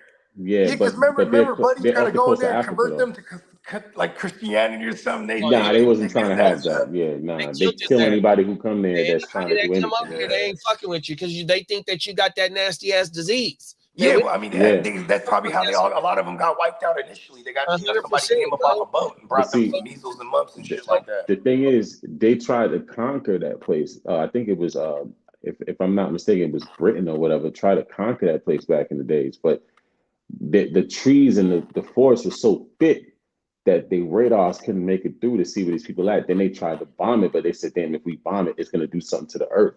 Right. You know what I'm saying? So they just have to leave it alone. That was one of the few places that wasn't taken over. Yeah, because think about it, man. That place hasn't been touched by any outside contact, and like even the flora and fauna there. There could be stuff there that could help. Could help fight diseases. Might be plants, certain type of plants that would medicine. Who knows, bro? But we ain't gonna be able to get up in there. But I think that I think that place. This is my opinion. I think that place is protected by a higher power because you have to go in there in order to do anything. And if you go in there, you don't know where nothing's at. Right. You don't know exactly. You don't know where these people are. Exactly. So at the end of the day, and I think that also you need people that are still in tune with living off the earth. You know what I'm saying? So just in case, you know, things go haywire, you still have a group of people that know how to, you know, Now survive you from ain't the lying ground. because like if hey, God forbid they bomb this motherfucker, right? I don't know, and I survived. I don't know how to farm, bro. You know what I mean? You see what I'm saying? I'm not gonna know how to make food. Listen, I can shoot a gun. I've never went hunting though. Right. You know what I mean? I'm pretty sure. And Exactly. then if I was managed to shoot a rabbit Right. or a deer or something, No, I don't just know how go to fishing. chop and prep it. You know I'm what I not mean? a good fisherman. I mean, I've been fishing before, but I ain't no good fisherman. I You just feel me? go out to the motherfucking But river or the ocean and go get you the fish. know, the crazy thing is that, you know, all the stuff we have, like in America and stuff like that, like we really don't need anything. We have everything that we need on Earth. Yeah. But the problem is that when you make it seem like there's not enough, that's the finesse that they run on 100%. us. Facts. That's You know what I'm exactly. saying? Because it's people right now living off their land, living off of what they grow, the rainwater come down, you know what I mean? And they're still living. 100%. Yeah, they And go they're by the living long. seasons.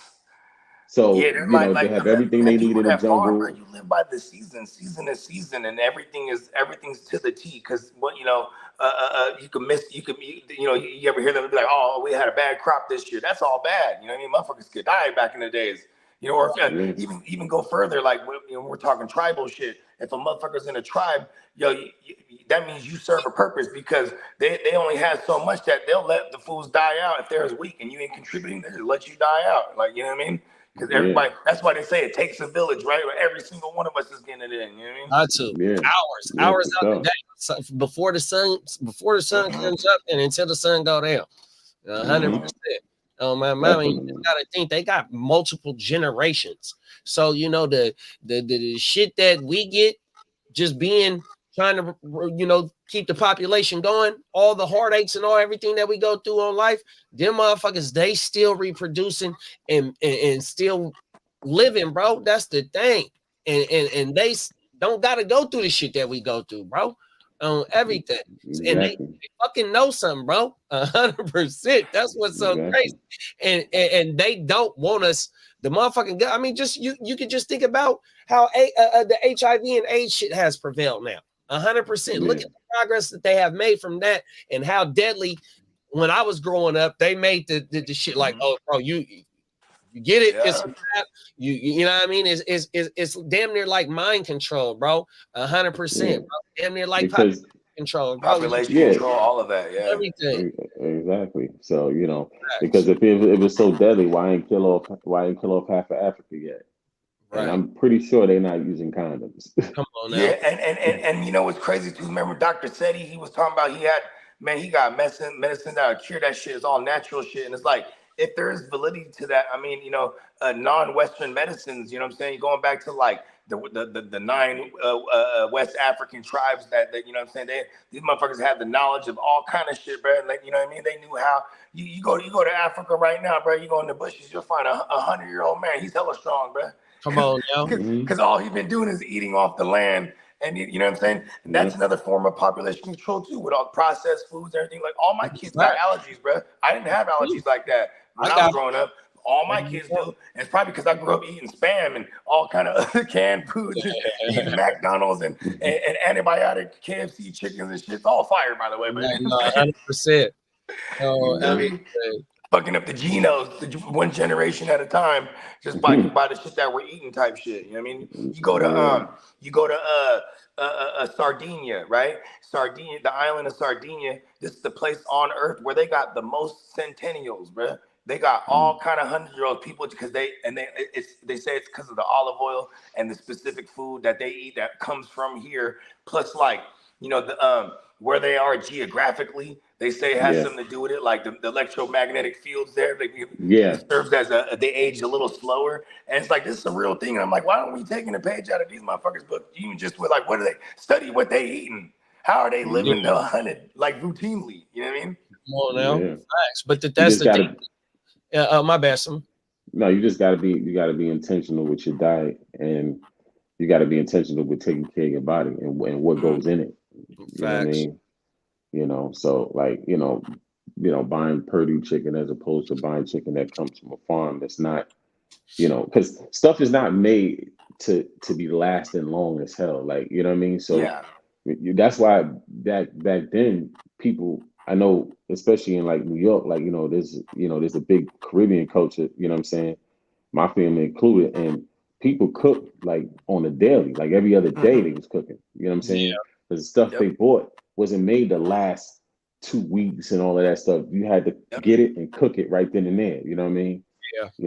So Yeah, the GMOs, man, they'll do GMOs just for the sake of shelf life, for real. Like you'll see an apple, it's organic, but and it's apple slices. It's already pre-cut. You buy it in a bag, and it's like, why is it pre-cut? Oh, because it's organic. This motherfucker won't brown for like 3 weeks. You know what I'm saying? Yeah, like, and you're like, yo, that's not natural. Where they do that? They do it though. Exactly. So I think it's just being more intentional about what you put in your body and where you're buying your stuff from, stuff like that. Because when you look at, like, I did a little small experiment on I bought steak from this supermarket called Seatown, which is like a low grade supermarket. You know what I mean? And then I bought some steak from Trader Joe's, right? And I kept them both in the fridge in chill temperature, right? And before the date was up, one steak was already out of here, like already. It was actually chicken. It was actually chicken, but once I did it with chicken and steak. My bad. But the pack of chicken from Seatown, they lie on their expiration date. So yeah, on the date. So it goes bad before the date. You know what I mean? And then the other one, it lasted, the whole time, and it didn't smell. You know what I'm saying? I ain't gonna lie, Trader Joe's is that shit. Yeah, but I go to Trader Joe's all the time. That's my shit. It ain't Trader Joe's and Whole Foods in the hood like that. Yeah, no. Yeah, For sure. You ain't lying. So now the people in the hood now, they're subject to the garbage, supermarkets and the garbage food. You know what I mean? While people, who earning a little bit more, who able to living in a, you know what I'm saying? So it's all broken down to class. Yeah, I mean, when you get to the cheaper, when you go to like the cheaper grocery station, grocery stores, and even like the chain grocery stores, they're hydrating their meat sometimes too. So it's like it'd be like, oh, this is a 16-ounce jump, but they got like they hydrated like with some water. So by the time you fry that thing, you see that thing come up out of it, slim down real small. You're like, and you're only doing that with low grade meat. You know what I mean? Which is usually mass produced things. You know what I mean? Oh, man, exactly. Yeah. That plays also a big part of big farmers, big pharma. You know what I mean? That's it's all tied in. On everything. You know what I mean? Thanks. We want you on this. We want you to go to the doctor so we can give you this prescription. We don't want you to have no. I mean, like think about this. Just because we're beef eaters in America, right? Motherfuckers eating beef, and then like at one point they started feeding all the cows with whatever the cow feed is, but it had like some high fructose corn syrup in it. And then next thing, now we're eating the meat that got that, and all that stuff is contributing factors to like heart disease and stuff like that. That all popped up in high numbers and been like that since like the late 60s and 70s when they started putting that shit in everything. You know what I mean? Miss fact. Yeah, facts. Man, y'all got anything going out on this one? I'm good. Yeah, that's about it. You motherfuckers, make sure you keep your head on the swivel on out there. What's going on, man? It's here in California, man. The homeless population is fucked up. California don't know what they doing with that money that they tax and all this tax that we paying in here in California. So, like said, man, we got to vote on this local government, man, to get this shit changed. This shit ain't right, man. Hey, you ain't lying, bro. Like, I mean, shit, like Skid Row, that's a real thing, bro. They might as well, like, I can see them when Slim was saying they need to put them in their own little areas, like, man, they already got their own cities, bro. You know what I mean? They got whole entire homeless cities, bro. Yeah. They spend $24 billion to help them. Oh my, it look like it's hurting them even more. Oh my, that shit is crazy. Everything. So yeah, though, man.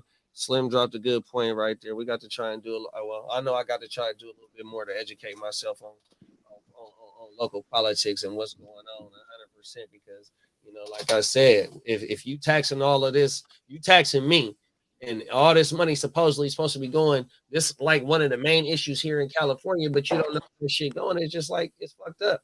You know what I mean? Yeah, yeah, and people let the local politics go over their head, but at the same time, it puts your judges in office, it puts your prosecutors in office, your mayors, your governors.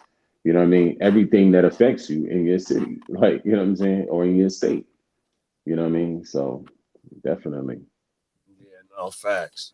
Everything. That shit crazy. So yeah, I'm glad we got to talk about that topic right there. My G's, 100%. Yeah, that one hit home pretty tough because like I said, I barely moved out of my city about a year ago at this point now, exactly like a year and a week. You know what I'm saying? But that shit, it was heavy because man, like I said, when you look outside in my hometown, the homeless is like the weather. You know what I mean? It's like it's really homeless out there. Homeless out there. You Mama, and then I mean the state of New York, they a blue state like us. The state of Illinois. Yep. So it's two of the same in New York. It's two of the same. You know, even in Jersey, I don't think they're really effective like that in Jersey. You know what I mean? You know, they want to gentrify this and gentrify that, but it's like, you know, you look at Newark, you know what I'm saying, half the city tore up, you know what I'm saying, you know, and it's like, what is these cool, like, you know, the mayor they got out here, the Roswell Rocket dude, like he's the cool mayor, but what the hell are you really doing, my dude? You know what I'm saying? Like, 100%. You know, so yeah, man, definitely. Yeah, I should vote this year. Yeah, I ain't never voted. I didn't even know how to register and none of that shit, bro. I was a D boy. I don't even want to go near nothing, no government pay. You know why I ain't voting? Yeah, but once you start paying the taxes, And I was like, you know what? I ain't gonna get near that building. yeah, start paying them taxes. Then it's time to, you know what I mean, have a say in that. You know what I'm saying? That is a good point. I mean, because all these things, when you get on the, you know, on the legal side, all these things affect you. You know what I mean? Take money out your pocket. That's They're true. taking money for this, they're taking money for that. You they know, do, shit. bro. Yeah, New York, New Jersey got some of the highest taxes in the country. You know what I'm saying? Besides California. You know what I'm saying? So They taxing. Too. They taxing you, but they charging you, you know, everything, you know, the inflation. So look, bro, you know what the fuck is going on? You taxing me, and you can't show me where this money going. 100% exactly. bullshit. Exactly. So, you know, power to the people, man. People hold the power. Come on, now let's talk about it. Let's get into the topic. Shout out to my dog Art, the nigga Wax. That's a weekend wrap up, aka a Heart to Star representative right there. He got what up? You got a question for us, Bogey? Okay. Debo is on his way out. How you feel? Who's on his way out? Debo. He say that Debo I know I see my text messages going crazy right now. Is that happening right now? I don't know. I got my phone on. I expected him to be traded. I thought it would be day 2. And then the white boy Parcel. What's the white boy's name? Because he'll immediately become interesting. Yeah, Slick Rick. The kid we just drafted, he'll become interesting for fantasy. Where I think he would go, I thought it would have been the Jets, but they went and drafted Malachi, who's kind of like the Debo type. And then so maybe the Texans. I think the Texans are interesting. Even though people like say, oh well, they have Tank Dell and everything. Like, I mean, shit. If they had Diggs, Debo, and Nico, I feel like they're going in. You know what I mean? And like he's familiar with that system, so you know. It's going to be interesting because if they move Debo, that just tells me we're going to pay Ayuk, and those are the 2 guys after 2026 that are leading the charge for my Niners. You know what I mean? Because come 2026, barring any extension, we're not going to have a Debo, Kittle, or a CMC. But that's the thing, though. You can't afford to pay Debo and no. So that's what I'm saying. So if we trade away because I'm like, I thought we were going to draft Malachi, and we took that cornerback. Because I was like, okay, maybe if I'm Shanahan, I'll just reset the receivers all completely right here. You know what I mean? And then, you know what I mean? You wouldn't. But now if we move Debo, that tells me we're going to pay Ayuk. You feel me? Yeah, that sound like it make a little bit more sense, especially if you just reset the market on the on somebody that that you use in different ways. And if you think Purcell, whatever his name is, can do the same shit that Debo did, it's a wrap. And you just took away what Debo was getting, like 22 million, 20 plus million a season. 25. Yeah, 25 million. So now you get to go add to the defense now. 100%. Exactly. Everything.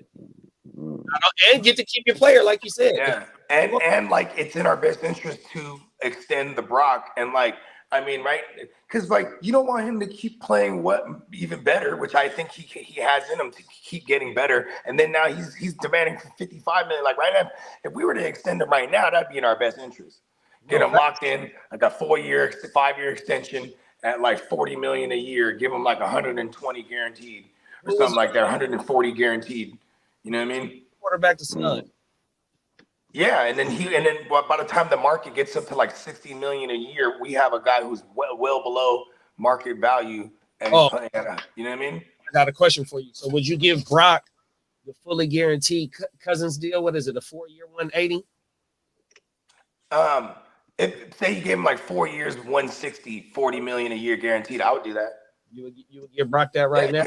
I mean, he was think about this. Someone like Josh Allen, I think he gets like, what is it, 39 or 40 himself?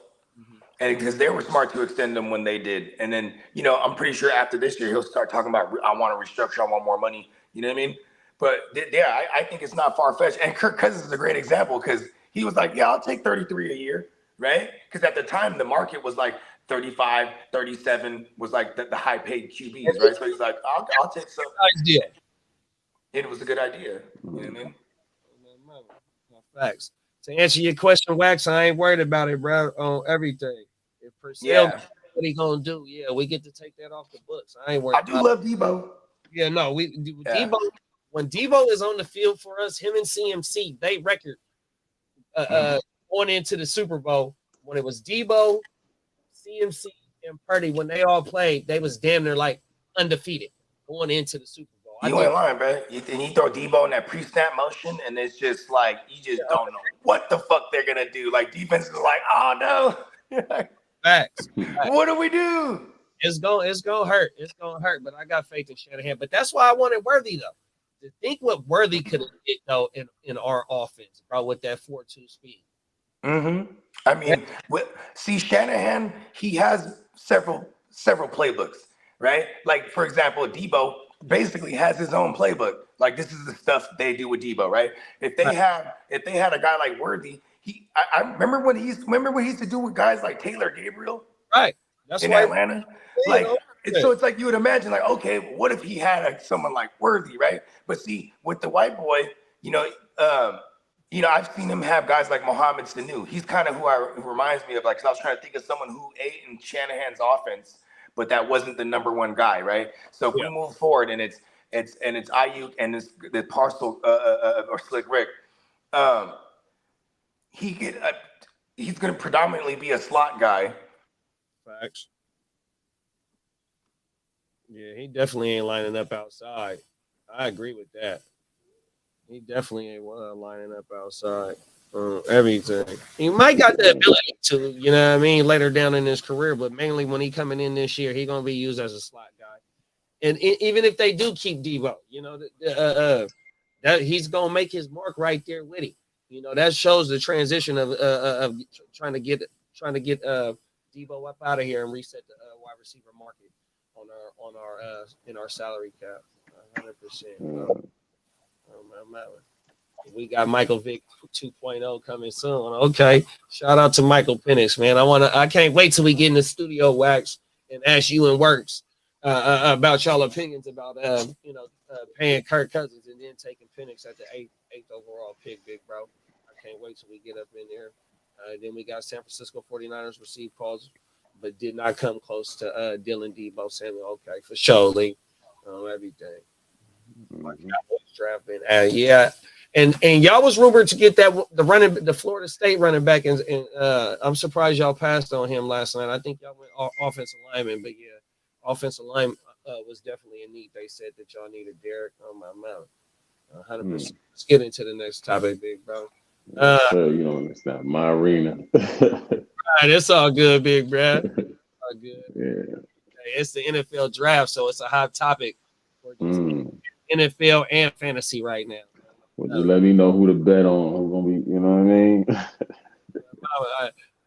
Hey, you can't never go wrong, bro, with the motherfucking Kansas City Chiefs from what I see now. Hey, if they get in the playoffs, bro, bet on them. On my mama. Yes, sir. Let's talk about Bandman Kevo and the video that he just dropped not too long about explaining the situation behind him and son. May his son, first off, may his son rest in peace. Rest in peace. He's 100% to low breath on everything. But dog sent me this video not too long ago, and give me your thoughts on the video that Kevo dropped. I mean, you know, a lot of people were saying, you know, I heard, you know, even some of my partners saying, like, you know, well, you know, if I had the money he had, you know, I would have took him here, I would have took him there. But I'm like, bro, you know, y'all don't know how that court system work, man. You're not really in control, whether you got money or not. You know what I'm saying? And you know, sometimes, you know, dudes being, you know, I mean, look at the stuff Jeezy going through, look at the stuff 50 went through, and these dudes got hella paper. You know what I'm saying? So I just don't think it comes down to you just have money to have control over that situation. You know what I'm saying? You know, and the way he explained it was the way that I thought from the jump. You know what I'm saying? Like, you can't control, you know, if y'all not together in one household, I mean, you really can't control what the mother decides, how she decides to raise that child if he's not around you. You know what I'm saying? All you can do is, you know, support. You know what I mean? So, you know, I think that he was pretty, you know, on point with what he was saying, and, you know, all the naysayers and people saying this and saying that, you know, you ain't really in control, man. If you ain't in control, then it's really nothing you can do. You know what he said in the video too as well? He said that he had his son from when his son was born to 5 years old because the mom was locked up. So when the mom came home from doing her bid, you know, she wanted her son. You know, I don't know if she's from, I think it happened in Indiana. I don't know if she's from Indiana. It happened in Detroit. Oh, in Detroit. Okay, it happened in Detroit. So I don't know if she's originally from Detroit, got family there or whatnot. But for some reason, growing up, they was in a different, you know, they was in different states. But he said that he did have, you know, for 5 years, and then when, you know, mom came home, he went with her. But the thing is too, though, you know, I don't know how old bruh was, you know, when he passed away. And then, but he said he was trying to be out there making his own decisions, you know. But see, Kevo did a bid too. You know what I'm saying? So, you know, I think he did like he had like an 8-year bid or something like that. So, you know, I don't know if that could have played into the reason why, you know, she got full custody. You know what I'm saying?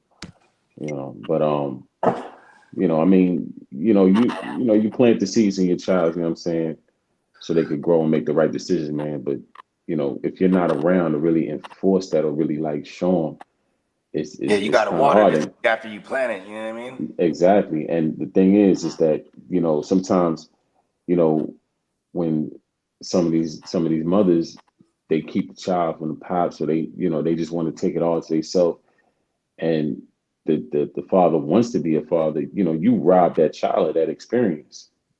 You know what I'm saying? Because there's only certain things that only a man can teach him, well, especially when it comes to making the right decisions and things of that nature. You know what I'm saying? So, you know, it always turns out like that, man. You know, most of the time where, you know, you hurt the child by keeping him away from the pops, and, you know, because of your personal, you know, rights or whatever the case may be. You know what I'm saying? Yeah, sometimes just vindictive in general. You know, sometimes the situation just don't work out, and they just be sour that the situation didn't work out. But you know, sometimes on the flip side, the dad just don't be shit. You know what I mean? But it is detrimental to the child, whether it do be a boy or a girl, to not have the father in their life, especially if the father do want to be there. You know, there's no explanation for that. 100%. You know what I mean? But going back to the AOB isms that I was raised on, just being a young mustache, and that was the mindset at, you know, AOB, and most of them bras didn't have dads. Yeah, Most of them, those were the ones that, you know what I mean, that was you know, we was able to, you know what I mean, get in the ear with real quick with some type shit, you know what I mean? Yeah, no, 100 miss facts. And a lot of them didn't see the value of having a father around. You know what I'm saying? Or a father figure Yeah, around. and You know what I mean? imagine those are the, you know, a lot of times those are the ones they end up having a kid, and then they could be the ones that's like, well, you know what I mean, my kid will be all right. I didn't have my dad, you know what I mean, and like that, you know, just like I know a lot of homies where they had, when we got older, they had issues with marriage because their parents were divorced, and they thought they, you know, they didn't really value that. Facts. You know what I mean? And like, you know, it's nature versus nurture. It's like, I don't think it's versus. I think it's always going to be both. You know what I mean? There's going to be things that you get naturally, and then things that you have to nurture, like with these kids. You know what I'm saying? Like the things that was instilled in me as a father is I watched my dad do that shit, and if he wasn't around, I wouldn't have just naturally picked up on shit like that. Miss facts. Miss facts. Yeah. Oh, my mama. Man, I have, you know, my pops may rest in peace, but at the funeral or after the funeral or during the repast, you know, I had a few of my relatives come up and tell me, and thanks for sharing your pops, bro. 100%, bro. My real pops that I done ran through the whole, you know what I mean, when we was running through shit.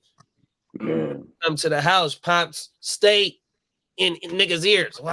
This Yeah, you know, took care of everybody. 100%. And like I said, man, when I watched your pops documentary, I felt, you know what I mean? I felt like that was Big Unc right there. You know what I mean? Like, that's what he was. was. Like, yo, his pops was cool, man. You know what I'm saying? Like, that's, and for people to say that to you, man, thanks for sharing their pops, because you know if they didn't have that role in their life, and then they saw that in your pops, man, that's, you know, that's big right there, because man, it's that's part of being a father too. It's a selfless act. You know what I mean? Like, and it's a choice. Like, you know, people say, oh, it's a privilege to be a father. Yeah, but it's also a choice, because people is anyone who has that kid, they're just as privileged as everyone else, but it's their choice to be in that kid's life. And sometimes that choice is made more difficult by the baby moms or whatever the situation may be. You know what I'm saying? And it is a case by case, but you know what I mean? To double back on your point right there, you know, my dad, you know, he was a product of when they started adding Arm and Hammer bacon. Yeah. You had a hard era. Yeah, so my whole family, you know, was a product of that environment, right? So my point is, you know, so you know what come with that, in and out of jail, all types of bullshit, right? So my dad last stint, he went in on a drug charge, right? So he did like a 3-year bid on his last stint on a drug charge, you know, and he you know, he was getting high and he doing whatever he was doing, 100%. But like you said, it's a choice. So when he came home, he made the choice to say, fuck that. I'm not fucking around no more. I got a 9. I'm 9 years old when he get out. No, 89. It was 89 to 92. So I'm 12 years old. So I'm missing for 3 years. Pops ain't there for 3 years. So when he come home, he like, man, fuck that. I got an 11-year-old son that I got to make sure don't get to going to doing the weird shit that I was doing when I was growing up, because we're, you know, that's how our family is. I see the shit every month. Day, you know what I mean? So like how you said, it was a choice whether to be in the kid's life or not. Somehow, some way, you know, some of these motherfuckers got to flip that switch and be like, man, fuck that. I can't let my people, my seed be a product of what the fuck is going on, especially now because it's so fucked up. Man, our young brothers and sisters are dropping daily, bro. 100%. You ain't lying. Man. That guidance is definitely needed. Oh my mama. That guidance is definitely needed. Oh my mama. So yeah, facts. I'm glad you sent this that video, because that was a damn good topic right there, bro. Oh my mama. 100%, man. Once again, may little bro rest in peace. Man. Stay strong doing your thing, man. To his mom, stay strong doing your thing, man. 100%. And you know, may little bro rest in peace. 100%, bro. For sure. That's deep. Let's get into the next one. Fucking Omi and the Hellcat, or Nike wins a lawsuit against Omi and the Hellcat and the silhouettes that he has for his shoes. You know, they look like Jordans. He got a pair of ones. I think I forgot all the silhouettes of Omi's shoes, but Nike's it's like the ones. the ones Okay. for Okay, yeah, because and the I was dunks. trying to find the shoe when I was reading up on this topic, but yeah, okay, so it looks like the Jordan silhouette. Is that what that is? that's what it. Yeah, that's exactly what it is. Yeah, you And can't do that. Yeah, but you know, But what's listen. crazy is that they're going after these little guys now, bruh. No, see, this the thing, right? I remember when Omi and Kool Kai, you know, they had bumped heads over the whole sneaker thing or whatever. And there was a guy. Fuck with Kool Kai. There was a guy online that makes sneakers that's dope. An independent sneaker maker. He actually from my city, and he brought both of them, you know, together and kind of showed them how to do it right. You know what I'm saying? So I don't know what happened. I don't know if they just kept on doing it because you have to come up with your own designs. You know what I mean? Yeah. And I guess they kept doing what they was doing. You know, Omi kept doing what he's doing. But the thing is, you know, you can't be biting people's shit out here, man. You know, especially these multi-billion-dollar companies. They're gonna wipe you out. You know what I'm saying? Because I think it was a point where Did he sell a good amount of them? Is that think because usually that's where you get on someone's radar when you start making money off the thing. But see, this what happened, right? The Nike, they had they trademarked the design for the dunks and the ones, right? But they trademarked time was about to run out. So they filed for it. So I guess Omi and them thought that, okay, well, we could use the design being that their time ran out. But see, they filed for an extension. You know what I'm saying? So once that extension came in, now you can't use my shit. And on top of it, are you using my shit? I'm gonna sue you now. So that's where this is stemming from. Damn, that's crazy because man, I swear, going back like 15 years ago when I was going through my dunks phase, right? And then like not only did I just wear dunks all the time, but I had like some polo shoes, but or some Lacoste shoes or and just every other brand, but it looked like dunks. Like they would make dunk looking shoes. Y'all remember that? Yep. Like, yeah. So it's like that's why I don't get this one. I'm like, how is it like?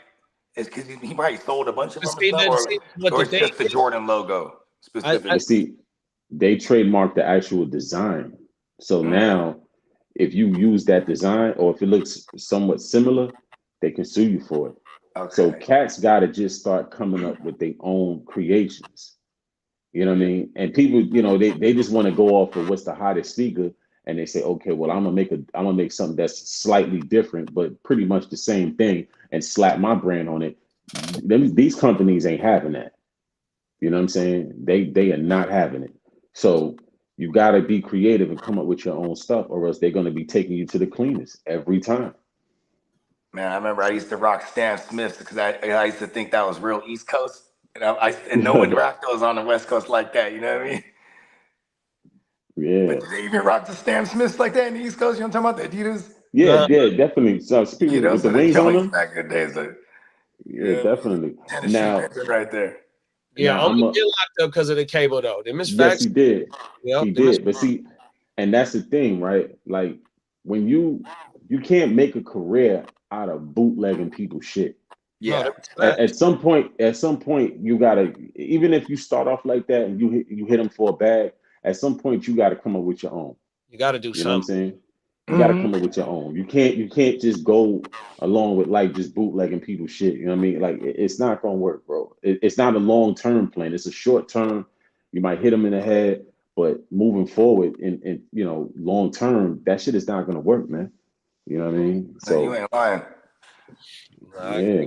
Bro, that boy, he tried to have some motherfucking ones with a lightning symbol on that. Yeah, like come on, man. Like hey, if you're a real motherfucking sneaker dude like me, bro, there's no way in the world that if he dropped the same day some clean ass Jordan ones or come out and they some motherfucking exclusives, you're not gonna go pay $100, $200 for his shoes, and instead of going to go look fucking the exclusive joints. There's no way, bro. He's a real. I'm gonna tell you another company it happened with. Bait and Apes. They went through that. they went through that same shit. Yeah, because remember they were doing all the patent leather Jones that looked like dunks and shit. They look like Uptowns. They look like Uptowns. There you the go. Air Force Ones. Yeah. And they went through the same thing with Nike. Like they not playing You're about right. their They did designs. look like them. They did look like them. Hey, they even had ones with the straps too. Yeah, they, you know what I mean? So they not playing with those designs, man. You got to be creative out here, man. Yeah, like you said, I want to know how many units they moved, because for them to go ahead and do that, you know what I mean, he had to have been moving some shoes. I want to know, and I want to know the numbers, and I want to know the demographic of the consumers that was buying them. Was they just over there where he at? Is niggas everywhere in the country ordering them? What's crazy is that this is like the second story. I've been hearing a lot of stories like this recently, though, where the big wigs are coming, the big corporations coming down on the little guy. You know what I mean? Like there's a rapper. His name was like Trey Fuego. Things the Atlanta-based rapper. Anyways, he put out a song. His producer sampled something from a sample pack. Like for all you beat makers out there, you know what I'm talking about. You can buy like sample packs, and it'd be like samples that are supposed to be copyright free. You know what I mean? And then this dude flips one of them joints, and the song goes crazy on TikTok, and it makes him like $850,000, right? Then Sony, who actually finds out they own this sample, it's like some Japanese recording artist from like the 80s, but they own this shit. They go and they recoup all that money. But he could have had that song out for 10 years and get no traction. They'll never know. It's just as soon as he made like almost $1 million out there, like, that's ours. We want it. But you know what? You put if we in the same shoes, we most likely do the same shit. Yeah. You know what I mean? And especially if we got some shit that we done made and somebody to start getting, rising up. Yeah, once they get that bread, they come in, bring that bag over there. Okay, when you think about Metallica, right? You would think like these are some hard dudes, you know what I'm saying? All that heavy metal rock. They were the loudest voices against all the streaming platforms, Napster, all that. Remember that early on? Yeah. They were like, screw that, stealing our shit. You know what I mean? So there's always going to be a form that, because man, if there's a ways that's going to affect you getting the money for it. But see, that's the thing with this case. I don't think this shoe was going to affect the sales of anything. It's really a trademark issue here. Like you can't allow this at all. But you can't really say that because homie had a big reach on YouTube, with his whole lifestyle and all that. So, if he mess around and drop the right thing, and that joint go viral, you know what I'm saying? Now he making all this money, so they try to out that fire while it was a small flame. Like, we gonna out that immediately. And Cool Kai got to watch it too because they mess around and come after him next. Who's that? Who's Cool Kai? Is that the Kai Sanat? Nah, no. Another it's designer. It's also another sneakerhead. Yeah, he makes those same type of sneakers with these dunks with the lightning bolts and you know what I'm saying. Yeah. But they look like dunks. They look like Jordan 1s. Like, you know what I'm saying? It's like, come on, bro. Like, that's why I'm saying, like, when Sia Collective had pulled them together and had a conversation with them and basically gave them game on how to, do your shit and be creative with it. I don't know if that. Yeah, they said Sia was supposed to be rumored to sign Kyrie when Kyrie left Nike. Yeah, I don't know what happened with that right now, but he was supposed to be rumored to sign with them. Yeah, but he dropped a lot of dope shit though. He got a lot of dope. Clean. No.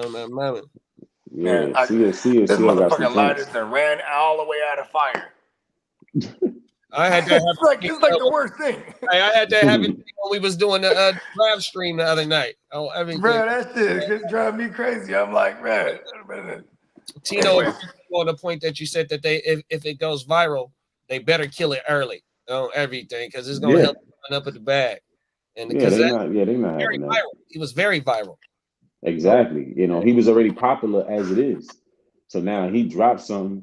And that joint goes up, you know what I'm saying? He dropped the right colorway or something like that, and that joint go up. You know what I'm saying? He definitely might have. He might have burnt up that opportunity as far as like to capitalize because he dropped some, but now they go and swoop in on him. I mean, they. I wonder if is there the details of what he had to pay. Is 8 million? Yep. Yeah. Man, I ain't gonna lie. These streamers, these streamers getting money more than these rappers, bro. Only ordered to pay Nike $8 million. Yep. He had that too. Yeah, but he ran it up though with that cable shit though. That's why they came and got his ass. Hey, did you see Say Cheese said that he bought his original Hellcat? He bought I seen when he was at the auction. I seen him when he was opening up his cars. He had the cable app where he was funneling through the Xfinity. Gears Reloaded. But check this out, right? See, he had Gears, which he ended up selling Gears. That was the original one. He sold Gears for I think it was like 10 million or something like that, right? To an undisclosed buyer. But then he came back out with a new app called Gears Reloaded doing the same thing. And you know, they ended up, you know, putting that together. Now he said they got him with tax charges and stuff like that. But once the cable company see you starting to take money out their pocket, they're gonna put them people on it. Now. See, when he hit that first lick for 10 mil, he should have went legit then. You know what I'm saying? He should have went legit then, but he wanted to keep it going. And it's like you can't have a future in doing that, man. Like, yeah, and like I mean, he still kept the criminal aspect of it because what would the criminals think? Like, okay, I might not be able to build my own original infrastructure, so I'm just gonna make money off somebody else's. You know what I mean? Yeah, and he hit a lick the first time. Comcast or Xfinity, whatever it was. You know what I mean? Yeah, he hit a lick the first time. Like Air Force One. The fucking Trump shoes, bro. Yo, that shit is crazy. I mean, shit. And then he's smart too, because then they only make like so many, so now they're actually going to be worth something. Oh wow! Look what Tino just said. It's who you know. Why Nike didn't go after Trump? You ain't lying. Nike, they're really good shoes. Wonderful shoes. Deal. So you know, you gotta do straight business out here, man. If you want to be a brand that's gonna last a long time, you gotta do straight business, man. You gotta be creative, you know what I mean, and you know, and put your joint out there and see what it do. Because he had enough people to where if I was him, I would have went to Sia and had Sia design me something and put my stamp on that. And do it because I know it's gonna be unique. Yeah, it's gonna be unique, and I can put my joint out, and I ain't got to worry about, you know, these big corporations coming after me. You know what I'm saying? They can't mess with Sia. Sia got a whole bunch of different designs, a whole bunch of different shit out. And now Nike started to the dude. He just kind of went and bought a bunch of shit from like Japan or something like that, or China. I've seen the documentary. I'm not sure, but I know the he dude went and bought like a bunch of existing shoes, then rebranded it, and then like boom, it just blew.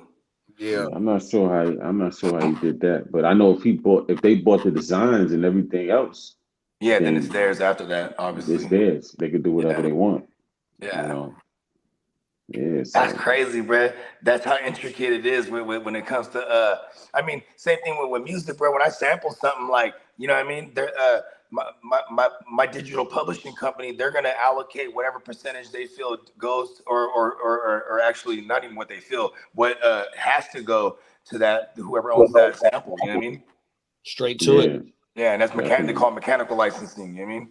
Where it's like they might get like 10% of my shit, and I already only have 50% of the song, so there's already, you know what I'm saying? Yeah. But I get 50% of 90, or is that less? See, I don't even know how that works. But independent, and that's independent. So imagine when you're like an artist on something like you know what I mean? Oh yeah, the slivers of a sliver. Yeah. Facts. Definitely. Yeah, I mean that's probably how it is in the design game too. I mean, think about this: Gucci and Louis, right? Between those two companies, they had all the designers up under them at one point or another. You know what I mean? Like Gucci had like Tom Ford and Saint Laurent and Balenciaga. They were all under this motherfucker. You know what I mean? Yeah, and you see, the thing is, I'm glad. See, a good thing with Kanye is that he argued his argument with these designers was, I'm gonna own my shit. You know what I'm saying? I don't want you taking my shit and then you copying my designs, and then after a while, it's like you don't even need me no more. You know what I'm saying? No. Kanye. Yes, but you see, that's why he let that company. That's why he got out of that deal. He let that deal go belly up. So now when he drops something, he knew what he was doing. Yeah, he getting all the joint, and he actually pushed Virgil to do that, because Virgil was working with Nike, then he was working with Louis Vuitton, and then after Louis And Vuitton, he came out with the patent shit, right? he came out with his own shit. You Yeah. know what I'm saying? What was this shit called? Off-White. Yeah. The only thing was he wasn't able to live it out, but he was on the right path of being independent designer and building his own brand. You know what I'm saying? It's because you got to understand that these designers, like I've watched, like Balenciaga, like the people who actually make the clothes and put the stuff together, they get paid a small salary and they get put in this box and they're just there to design, and and these companies take their bag and put the machine behind it and make way more money off of, you know what I'm saying? 100%. So so Kanye wanted to step out of that box, because if you look at all of the rappers that had their own shoe or clothes or whatever, that shit is faded now. You don't even hear about none of that shit no more. You know what I'm saying? Because they exposed it. Motherfuckers wasn't getting no money off. That is a trip that Yeezys ownership off. Yeezys are sought out after like J's are. You know what I mean? That's like how just back to the rap beef shit. Pusha exposed that shit about him coming to thinking about going to Adidas. 100% about Jordan, because he wasn't getting ownership of. You know what I mean? He was just getting the shoes, and you know what I mean. It wasn't beneficial for like how Kanye getting the shit. But see this is why Jordan is re-releasing all of these sneakers up under his brand now. You know what I'm saying? Yeah. When you see these Jordans coming out with these different colorways and all this other stuff, that because the 1 through 14 or something like that, those were like the most profitable ones. You know what I'm saying? All the other, the 15, 16, 17, 18, all them joints, as after a while, people stop messing with those designs. Yeah. I remember my girl back in the days. There was like the Jordan 20s, and it was like two different shoes.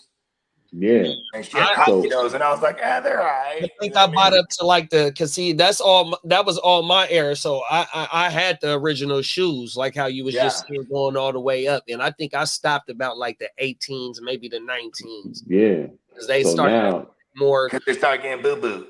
Yeah. So what? I mean, because them. I mean, obviously the 11s were that's a fan favorite right there. You know, but I like the 5s and the 4s a lot. Yeah, well, 4s are my favorite. 4s and 3s. 4s, 3s, 11 is my favorite, and then the 12 and the 13s. But the 16, man, I fuck with the 16s because them is the ones that had the little shit that go around the bottom. Then I bought the first $200 pair. I bought all 3 of them. When the ones that came in the case, I bought all of them. There was like the 17s, I think. 16s. Yeah, I like the ones that came in the case. I also like the 7s, the 8s, the Aqua 8s, the 11s, the original 11s, and the 12s is good too. I like the 12s. Yeah, I like the cool grays. I remember I bought those repeatedly, like even like off of people, like you know what I mean. Like I would pay up for those, like because you know them bottoms, the jelly bottom, you know them they get yellow after a point. Like I gotta get a whole new one now. Oh my mama, But those were like my favorite, bruh. Yeah, no fat. Oh my mama, yeah, that's the low top. I had the low top cool grays was my jams, bruh. It's that 80s era right there, man. That's the shit. Man, I told y'all that shit when we kicked the show off, man. We from that era, man. 100%. No matter what part of the coast we on, 100%. We from that era, man. Oh my mama. That was a trip too. Growing up, when they came out with the 13s and 14s, because we grew up in Cali, and like they're like. You know what I mean? That was real bold. It's like you're a Mexican cat in Northern Cali rocking them 13s, right? It was bold, right? Yeah. You know what I mean? Like I'm sure if you wore the 14s down there in LA, you're crazy, man. Like, you know what I'm saying? Right. So you ain't lying. They coming to get your ass. Yeah. That's real. That's the realest beef there is. Oh my mama. let's get into the last topic. Master P apologizes to C Murder's alleged victim. How y'all feel about that shit, bro? It's good PR. Pete on some bullshit. Because I think it's good PR because they're trying to do everything to get his brother out. Like, it's like. Nah, that's not that. I don't think that's the way that's gonna work because now you saying that he deserved, whatever he get. No, I'm just saying it's good PR. Like, I think it's bullshit. Well, I'm with you, but I'm just saying it's just good PR. Yeah, I don't think that works in C Murder's favor at all because at the end of the day, they don't even have this man dead to right when it comes to, what I'm saying, the whole situation. So it's like, I don't care how much you beefing with your brother. You don't throw him to the wolves like that. Yeah, like, that is. you know I what I'm didn't think saying? of that because he hasn't been. Well, he was convicted, but he's still saying that he's innocent. So going out there and apologize is kind of like an admission. Right. Yeah, that's especially if he's wild. trying to get an appeal. Yeah, because it's like, even though C went the wrong path or whatever, it's like P, you came up on this gangster shit. You pushed this gangster shit for years, you know what I'm saying? And I'm not saying it's all right to change your life and move in a different direction, but your brother's in a situation where that man got a mandatory life sentence with no parole, bro. You don't say anything, even if you and him ain't messing around or whatever the case may be. Y'all don't see eye to eye. You don't turn around and throw him under the bus like that. That's ridiculous. That's straight up ridiculous. You know what I'm saying? That is kind of crazy. That when you break it down like that, bro, I really don't agree with that. I don't like this at all now. Yeah, that's bullshit. It is true that he's not easy out here scamming, bro.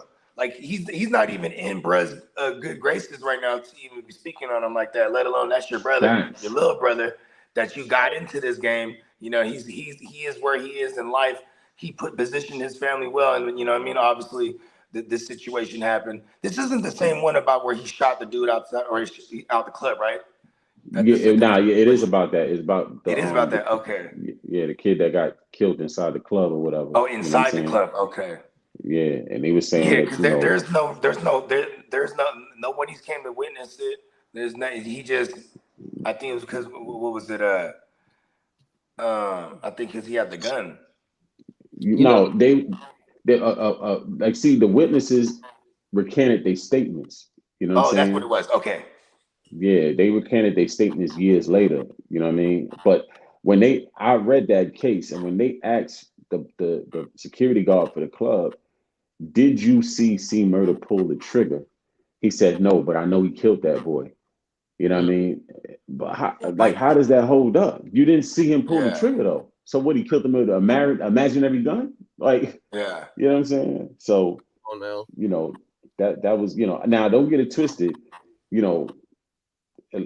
P was right when it comes down to like, okay, you hustling backwards, want to gain a rep in the hood after you already $40 million up. You know what I'm saying? You got true records. Remember, C was getting all the artists that was more street. You know what I'm saying? That remember they fell out with they had but No C was Limit grabbing Records, them. and then he had the subsidy of what is it called? True Records. Yeah, True Records. Yeah, he had Magic and that was C Murder joint. Mac. But all the artists that didn't want to rock with P no more after Beats by the Pound left, they was going over to C. They was messing with C, so they was coming over to True. So C had some artists on his label, like, you know what I mean?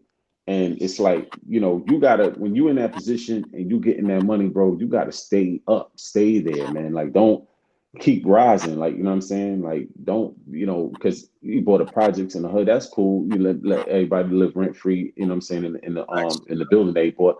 That was solid.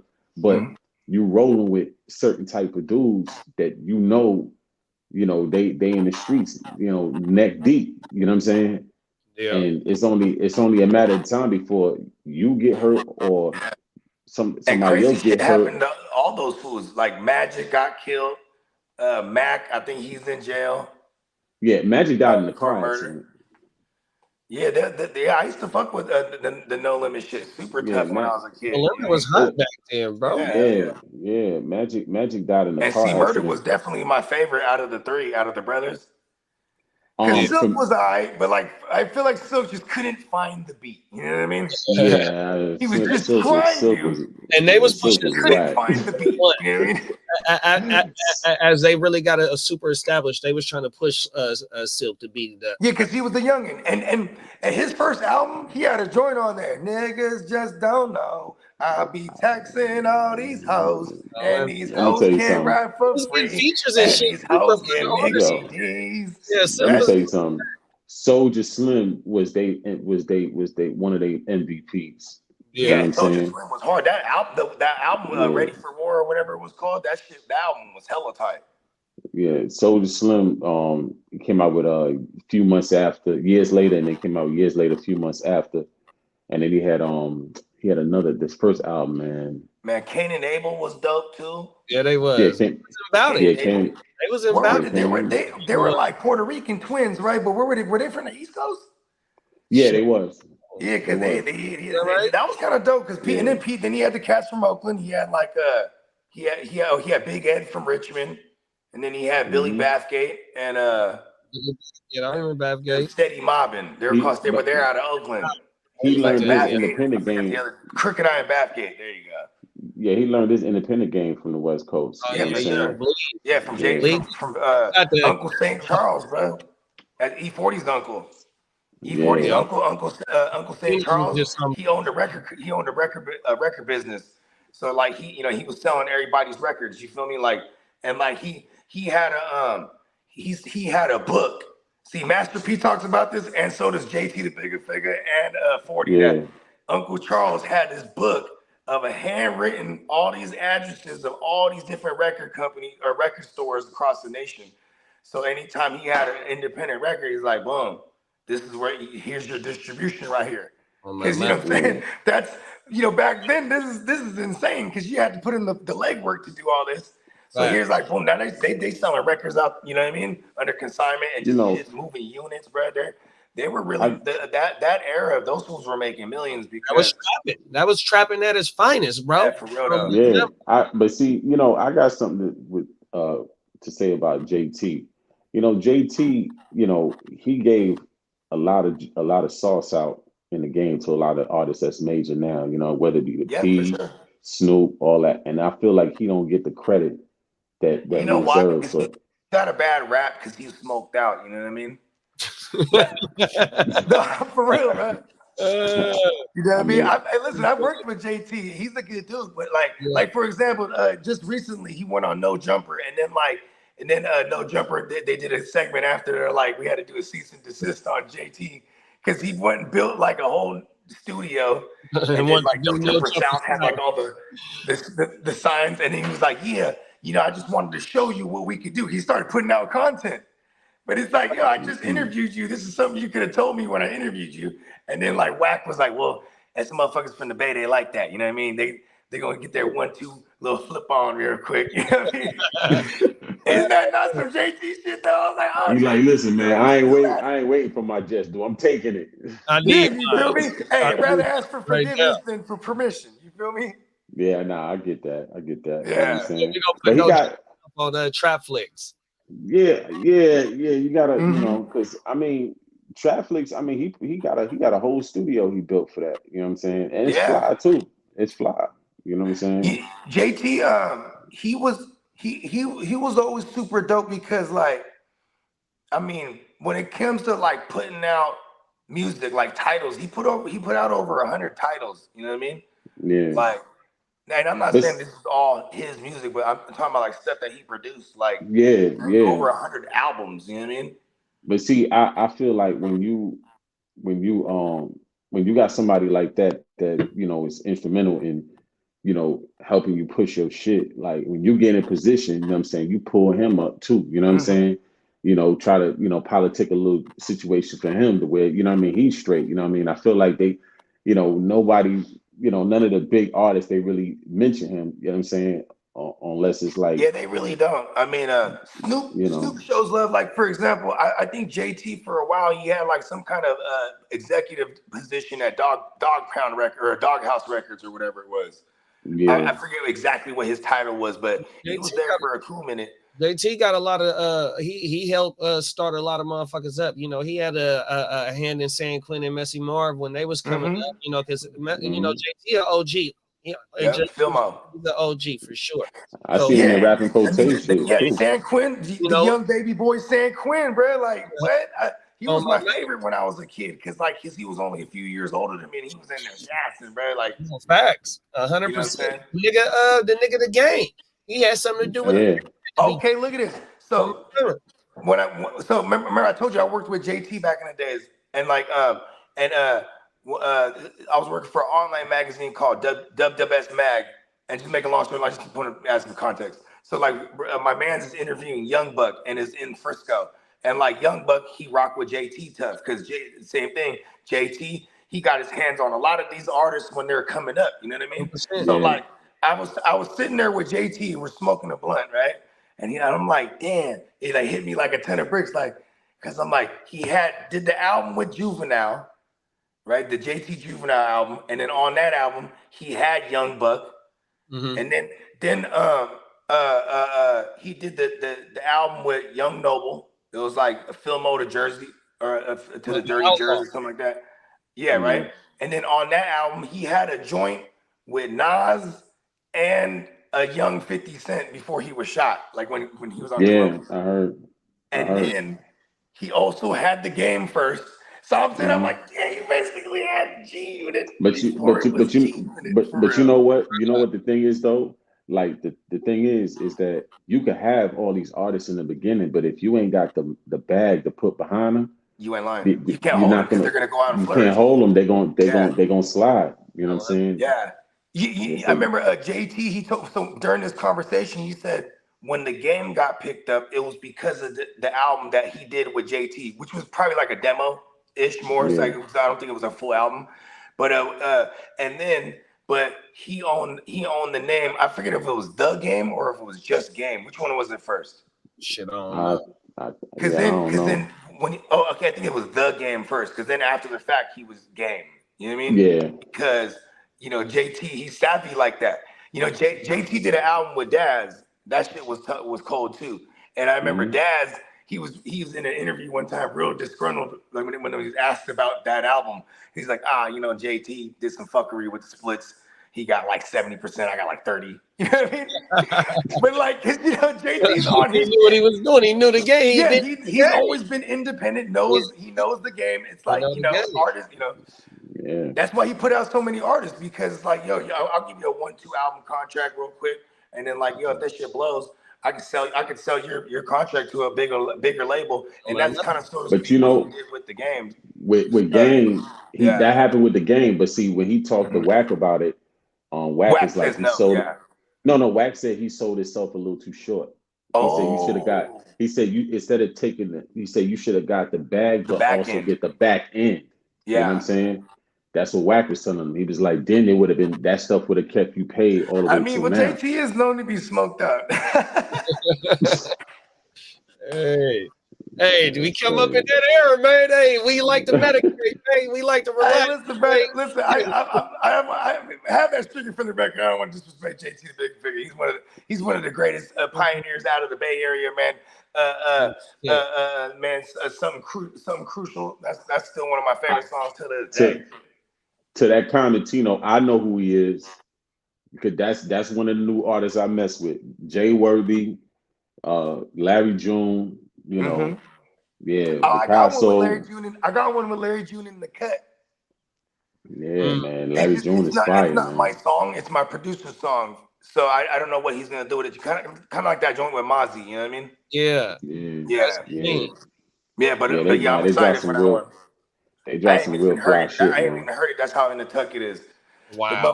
That's how it was with that Mozzie joint for a minute. But bro wouldn't let me have it. He's like, if I give it to you, you're gonna give it to everybody. I'm like, you're right. You're fucking right. Music's to be heard. To me, like on the West, as far as the new artist popping right now, is that Larry June and Jay Worthy. Them two right there, they putting out some joints, man. And Jay Worthy, I think he just signed a Griselda. You know what I mean? But he's nice though.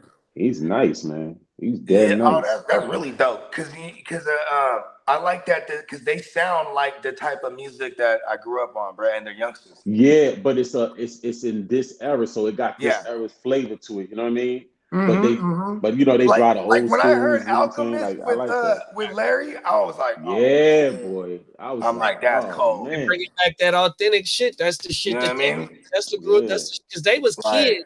They was kids when the mid 90s was cracking, right? So now here they is. That's what they emulate, what they seen when they grew up is what the mid 90s was. Because if you remember, in the point of the mid 90s is in the early 2000s, shit was still good. You know what I mean? Yeah, for real though. The recession. So them niggas that was born, them 90s babies, it's some of them motherfuckers that really got that shit where they seen that money making Mitch era. You know what I mean? Money making Mitch, everybody know who he is. Yeah, You like know? I remember 14 years ago when I first heard the ASAP Mob. You know what I mean? Like Rocky gave me that feeling. I was like, oh shit, this youngster's pretty cold here. He don't look like us. And Drake, remember they was already on all the skinnies and everything, like you know what I mean? And it looked like the rappers that I grew up on, but he was barred up. He was on their And I'm gonna tell you, like Alchemist came, you know, he Prodigy was the first one to bring him out from Mobb B. He let Alchemist produce his whole album, you know what I'm saying? And then ASAP Yams, he was the one that used to he kind of drilled Joey Fats. I don't know if you know who Joey Fats is, but Joey Fats, you know what I mean? He's nice lyrically too. And Yams used to have him in the studio drilling him, and he also produced for him too. You know what I'm saying? You know, so I mean, yeah, definitely. Like, you know, it's. I feel like when the East, you know, link up with the West on the music tip, man, niggas make some real gems, man. Like, facts. I mean, even think about Fifth. Think about they make some of the biggest artists too. Like, look at Fifth when he went over with Dre and them. You know what I mean? Yeah, Like you know what now I'm saying? you got this kind of this mixture of this gully or East Coast. Or even when Game, you know, signed, you know, got with G Unit or whatever, and even after, you know, That's a like good point. Game, I could tell Game got a lot of his lyrical like ability and the way he flow from New York niggas. Yeah, Because he rap like a New York nigga, but with a West Coast swag. You know what I'm saying? See, Game is my age. So when we growing up, getting into the late 80s, early 90s, and starting to really listen to what hip hop is, we didn't limit ourselves. We listened to that shit. You know what I mean? 100%, bro. Nigga, some of the first niggas that I listened to from the East Coast, nigga, like a De La Soul. Who else? Fuck, I'm putting myself on the Black spot Sheep. right now. Well, not Black Sheep. Who's the one that's in the Black Moon. number 9 on the New York Transit line? Motherfucking all types of Who's shit. the Black Sheep? There you go, Black Sheep. Yeah, Black Sheep. Come on now, But 100%. I was listening to Black Moon. Yeah, no, facts. Well, I'm just thinking of I'm thinking about the commercial stuff that made its way Keith to Murray the West first Coast dropped, when I was nigga, young. the most beautifulest thing in the world, nigga. I thought that was the hottest shit in the world, bro. Yep. Nigga, Red The Man. most beautifulest thing in this world. Just like that. I get it. Look, I'm telling you, like- look, bro. When I 100%. first started listening to Death Squad, I started out with EPMD and Redman. You know what I'm saying? Yeah. Redman was that nigga. Yeah, by the time I was in the 5th grade, I was fucking with Redman because I saw man, I remember I rented this movie, bro. It was called The Show. Yeah. It was like The rhyme. Show. It was like a rhyme and reason. Yep. Yeah, facts. And Nigga, like, Rhyme and Reason, the yeah, show, and then backstage, I all of remember I that. liked the movie so much, I got the soundtrack, and then I was just like, boom, I was a Redman because Redman was on there with Meth, and you know what I mean? No, the Biggie song on there. And I was already fucking with Wu-Tang, you know what I mean? But then I was like, oh shit, this is like it's like and then like obviously that opened up the Jersey shit because before that in Jersey all I knew about was like Naughty by Nature, you know what I mean? Yeah. Yeah, but And Jersey now had you some, got Jersey got some people too. They because had to me Queen. They in the had 90s growing up, bro, or just period music to me, period. When I didn't know that place and somebody's from this place, I want to be able to hear the music and feel like I know this place now. So like, okay, I know, like, you know, I listen to Redman. I know, okay, I need to give me the crowbar. We're gonna go bust into a 5.0 in the motherfucking Brick City. Yep. It's like New Jersey Drive. Hey, coach. I knew already just by hearing the music that Jersey they're Drive. You know what I mean? Yep. Oh You my know what I'm saying? Definitely. Like, you know. But it's I think when they and you see the crazy thing is it's like I told my boy, I said, down south, you know, got the rap game. They say, well, the East Coast niggas was hating on us. It's not that. It's that niggas wanted you to keep the skill level high. Because once the skill level gets low, the value of the music drops too. Yeah, and when it gets lower, people go, I can do that too. And then it gets more Exactly. saturated. Then you got all these goofies in the game, Exactly. just dropping And it whack gets dummy music. Like, saturated, man. exactly. That's Matter why I of fact, like when let's everybody check out my new project, Bogart Scott Free OMW, man. And if you want to hear an absolute display of bars. 100%. You know what I mean? Because that's why I always felt like you gotta have that in you. Like I could write songs, like when I say write songs, like I can write like songs, right? But like I like just gassing, bro. Like that's the shit I like to do because that's why you could fully tell a story that you want to tell. You know what I mean? exactly the storytelling part. That's why I like And that's I like hip hop when in its purest. yeah, I like when the West Coast didn't really take offense to the us keeping up the skill level. Niggas just matched it. You know what I'm saying? So you had niggas coming out of the West that was spitting hard. You know what I mean? You had, Cube, you had what you call it? You had Tupac, 40. Tupac, you know what I'm saying? You had 40. Even you had even like for Trey someone like a D. Snoop and Too Short, I right? gotta give it to my Too nigga Short, they Trey never D. had to Snoop evolve is good, but look, Snoop is great, but Trey D was one of them ones that was kind of overlooked. That he's nasty with the bars. Yeah, Trey D had Like bars. I had to give it to him. You know what I mean? DJ Quick. You know what I'm saying? Like Spice One. Yeah, Spice One. They kept the bar high. They didn't say, "Oh, nah, we gonna lower it." Nah, we gonna come with it. Yeah, Keep it there. Corrupt is another one of those ones too, where you take an East Coast born Philly bull and you take the young bull. He goes out to the West as like a 14-year-old, and then he plunge him into the gangbang scene, and that's what you get. You know what I mean? Yep. And Corrupt's one of my favorites. He's a Sag too. Yep, you know what I'm saying, and I think even with the South, you had the Outkast, you had Scarface, you had UGK, you know what I'm saying. You had 8Ball and MJG. 8Ball and MJG.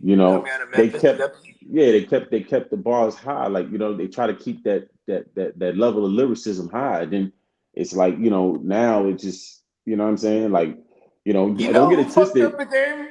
I just realized it was Master P. Because he really started getting the money with low quality like raps and shit, but high quality production. Like he knew how to, you know what I'm saying? It's kind of like I'm surprised Master P never got sued for any of his shoes because all his shit looked like the Giuseppe's and all that. Remember that shit? No, man, that motherfucker. Because Master P, he knew how to mimic something and market it better than people. Yeah, he definitely was a marketing genius, and and the way that he displayed the way he was coming from. And how he monetized that and put, the I'm About It movie. And, you see niggas growing up in these fucked up ass projects and shit like that. And all the music that was coming out, you know what I'm saying? So I think his marketing strategy was ill, you know what I'm saying? Bro, he did kind of drop the quality. I ate all that shit up, bro. I remember buying that. Oh, hell yeah. I watched all that shit. That shit was hella hard. I was like... Now that was my shit too, bro. That man, I'm About It, The Last Dime, you know what I'm saying? Yeah, The Last Dime. I got the game is to be sold, the Game of Life with Snoop Dogg. I watched all that shit. That was definitely my shit, man. The way they rolled everything out was really dope, man. You know what I mean? Like all the way down to the CD cases. Yeah, and he was hitting them in the head. He was dropping albums like every 2 weeks. Yeah, you go through the booklet, the insert or whatever it is, and they have you all see the the next one coming. Coming soon. Yeah, and all they have all the coming dates, soon. and then like you might see a date get pushed back. Cash Money did that. I remember I was waiting on that Cain and Abel for like 2 years, bro. Yeah. When they dropped that shit, it was hard.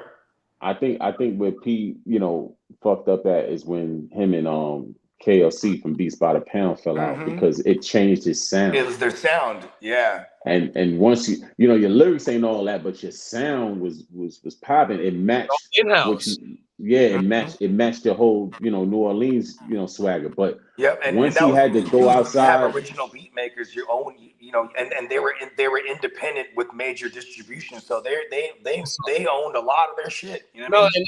And you got to think in that era of music, you got Cash Money, which you had motherfucking Manny Fresh, you got Swiss Beats up at Double Rough Riders, and they were more of like the traditional bounce music that came out of there, like bounce music or bass, whatever they call it down there, but that bounce shit. And then but here's Master P. He kind of the sound that they had with KLC and them was like it had that down south drums, but he also had like West Coast type of funk, and you know what I mean? Because that's the time that he was there. He was in both sides. You know what I mean? Yeah, definitely. Oh man, no facts. But see, that's what the young artists got to do. That's starting to try and make their mark in hip hop. Man, learn how to do fucking both, bro. Learn how to produce your own shit and write your rhymes. But you know what it is. You know what it is, JD.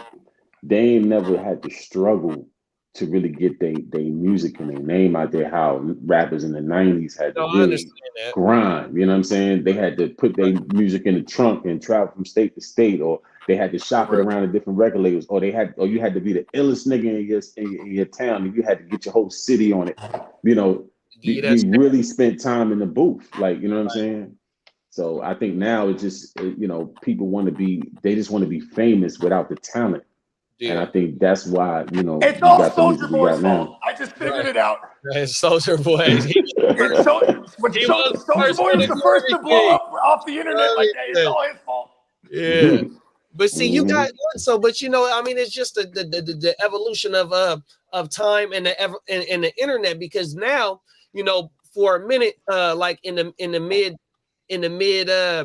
like 2015, 16, 17, maybe starting in 14, you had the viral people getting record deals. They was having the motherfuckers going viral on the internet.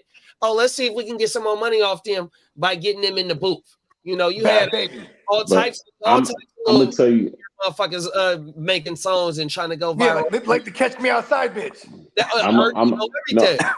But I'm gonna tell you what really put a dent in the game. I'm gonna drop a jewel on you, right? Like when the labels took A&Rs out the game. You know what I mean? This is like in like the early 2000s, like 2000. Once they took the A&Rs out the game, the artists don't get built up no more. Because you'll have an artist with raw talent, but then you got to put them in the studio. You got to put them around certain producers. You got to, make sure that sound is good. You got to make sure he's rapping good. You know what I'm saying? You got to go, voice coaches. What? I know a producer that you'll sound good with. And then you're like a curator. They're the curators. You know what I mean? They put the whole thing together. And then by the time you hear him on record, he's already blazing. You like, he's ready to go. So, DMX, even though DMX had talent, he was very lyrical. They still had work to do, because I don't know if you know, but like Irv claim to fame wasn't Murder Inc. Like that was his second claim to fame. His first claim to fame was being an A&R that put out Jay, DMX, and Ja Rule. Yep, Irv been around for a long time. You know what I'm saying? Because he actually, remember, Murder Inc. was actually supposed to be a group. That was the group name. The Murder Brand. All of them, but then instead of that, they obviously Def Jam and all, they all end up making their deal with Rockefeller, and then so he started Murder Inc. You know what I mean? The label. But the thing is, once you took the A&Rs out the game, now the artists got to build themselves up in front of the people. Because I noticed how, let's say, Lil Durk sound when he first came out, he was kind of trash. You know what I'm saying? But then you listen to him now, he's raw. But look how it took him some time, because he had to do it on his own. He had to learn. Came in the game as a youngster with no guidance type of shit. He was out. Sosa was out. They said that Durk started before Sosa. Sosa just happened. I don't deny it. I wouldn't doubt Sosa just learned how to rap that day. He's like, right? No, you ain't lying. I'm gonna tell you three things with Sosa. Right? Sosa had he had good beats and he had good visuals. Shout out to Chop. You know what I'm saying? Yeah, he had good beats and good visuals, man. Young Chop and the dude, the Chinese dude that was doing his visuals. Yeah. It made everything look raw, you know what I'm saying? Uncut, like, you feel me? Well, the young boy was on house arrest. He couldn't go nowhere. He had to Yeah, shoot it out. and you gotta understand, you always heard the gangster shit that Chicago was in, but you never seen it.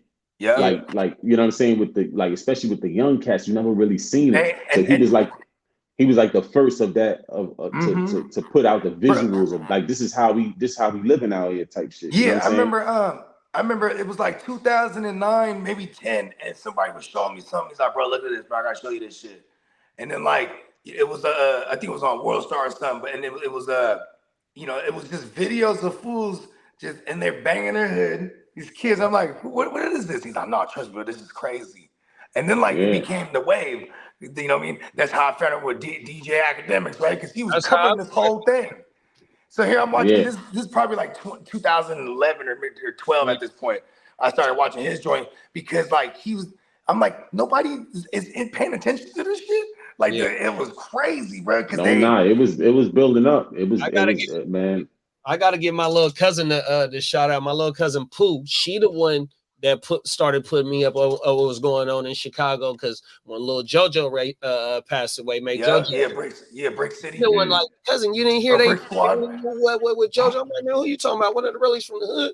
She like, nah, the little Chicago. But see, I wasn't new to. I mean, the drill was new to me. So once that started off, and I'm starting to slide through YouTube and shit, and they claiming the kills. This really changed the game, bro. They claiming this shit. They're not only firing off on motherfuckers, but they claiming it after the fact. That was like mind blowing to me. Even till this day, it still blows my mind. But like my little brother Diggy had put me on to Chief Keef, and then once I started watching one video, then you see the related videos, and you start watching the other video. Like, damn, this shit type hot. You know what I'm saying? You go down the rabbit hole, and it's like, damn, this shit kind of hot. Like, you know what I'm saying? That was a damn good era right there when them young people, it's just it was a breath of fresh air, and I think that's what we need. We need another breath of fresh air, man. That's the only thing. When you talk a lot of getting choked over here, like if you talk to a lot of rappers that are coming up right now that are like, you know, in their 20s, when you ask them, so who'd you grow up on, like listening to, they always say Chief. You know what I mean? Yeah, I always say Chief. He had a big impact. Yeah, he had a big. I mean, because it got to the point where everybody started dressing like Chicago niggas, like, you know what I'm saying? You know, and I mean, they had the dreads in their face and the freaking. I mean, you even started seeing like the Patterson dudes, like with the colored dreads and they had the dreads in their face. No. See, we was out here. See, early 2000s during the hyphy movement. That's all niggas was wearing. I'm talking about like. Yeah, you ain't lying. We've been doing the colored dreads though. No, everything. We was on. I mean, if that's the case too, George Clinton been doing the colored dress before. Shout out to Parliament, man. Funkadelic, man. 100%. You feel me? He was real psychedelic with it too, on everything, man. Oh, facts. Oh, my mama. But yeah, though, man. Just to end this shit back to Master P, but we all in agreement that Master P was wrong for that shit, or you know, y'all got anything? Because Master P, he got a knack for just saying the wrong shit for a long time, bro. Yeah, but it's also just like for example, I mean, didn't he just get his ex-wife just got him right for like half? Is that right? Right now he's beefing with his son too. Yeah, him and Romeo was beefing. It was on the TV. Yeah, like he just be saying the wrong shit all the time, bro. Like, I just think that that P, you know, I get the maturity because I listened to like some interviews about like all that behind the scenes stuff that was going on that was coming out in the public, and you know, I kind of get it because you know he was going through tax problems. He had to hide a lot of that money. You know what I'm saying? So you know, shit like that, but. I think when it come down to see murder, man, like, you know, I don't care what y'all going through. You don't let them drop the hammer on them. You don't drop the hammer on them like that. You know what I'm saying? Right. Like, ain't no linking up with the victim's family. Like, fuck all that. Like, you know what I'm saying? Like, you could, you know, you don't gotta say nothing. If you ain't got nothing good to say, you don't gotta say nothing. You know what I'm saying? You know. Yeah. And P being the business guy he is, I mean, even my original thought was like, man, this is just good PR. Because it's gonna piss off everybody that really matters in his life. Yeah. But for him, he's doing it for his good PR. That's exactly what it's for. on everything. He ain't even thinking about the repercussions of other motherfuckers or other motherfuckers. Yeah, that ain't cool. Yeah. I ain't co-signing that. Yeah, I can't either. Wow. Oh my mama. But shit, man, Yep. that was the last topic, y'all. All right. Man, that was fucking the orange. I was finna say something else. That was it's the orange juice in the blood for breakfast morning show, man. That we didn't wrapped it up. We didn't flew through them topics, man. It was a hell of a show. I appreciate you brothers pulling up on me. Let me yes, sir. Let me get these Instagrams up, man. Talk to him, Bogey. Let him know what's going on, big bro. I'm just what is it called? We just open up the floodgates, you know what I mean? You know, we always dropping new music. So we just open up the floodgates. We check it out with a new joint, Bogart Scott Free OMW. Got another joint called Ivory, featuring Mozzie. And go ahead and check out Can't Nobody Play With Me. This is all brand new joints. They're about a week old today. Yeah, a week old today. So you know what I'm saying? We're doing some decent numbers, bro. Shout out to everybody that's showing all the love. You know what I mean? We having fun. That's what's up, bro. My mama. Appreciate you, big bro. My mama. Good looking for tech. You know, we both out here on the West Coast. My dog was up early. You know what I mean? He said he was coming early, like last week, and he sure the hell did that. So, man, I sure appreciate you, bro, for waking up early. You know what I mean? The morning show is the one, bro. I'm always with it, bro. You feel me? 100%, bro. On my mama, and give the people some gems, bro. On my mama, that's what you did. Slim, talk to him, big bro. Let him know what's going on, big bro. Yeah, man, you can catch me on IG, Baby Slim 06. You know, new show coming soon. You know what I mean? Something to lab with it. And yeah, man, you know, glad to join y'all boys out here in the morning, doing what it do. Yeah, man, tap in. 100%. You already know.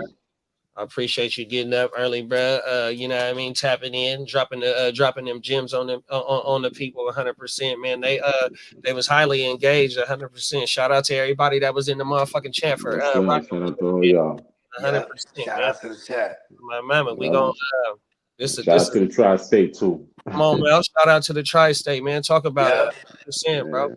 On my mama. New York stand up, Jersey stand up, and shout out to the DMV too. Come on now. Yes, sir. And Killer Cali, man. Come on now. We multi-dotal in this motherfucker, man. We just not in a bracket or in a box. We're not in the box. We all over the place like space. Come on now. Yes, sir. Give me facts, bro. And we gonna be back next week, man. Same time, same bad channel, same bad time. However they say, man. On the Heart to Start podcast, man. We gone, y'all. 100%. All right. In a minute. In a minute.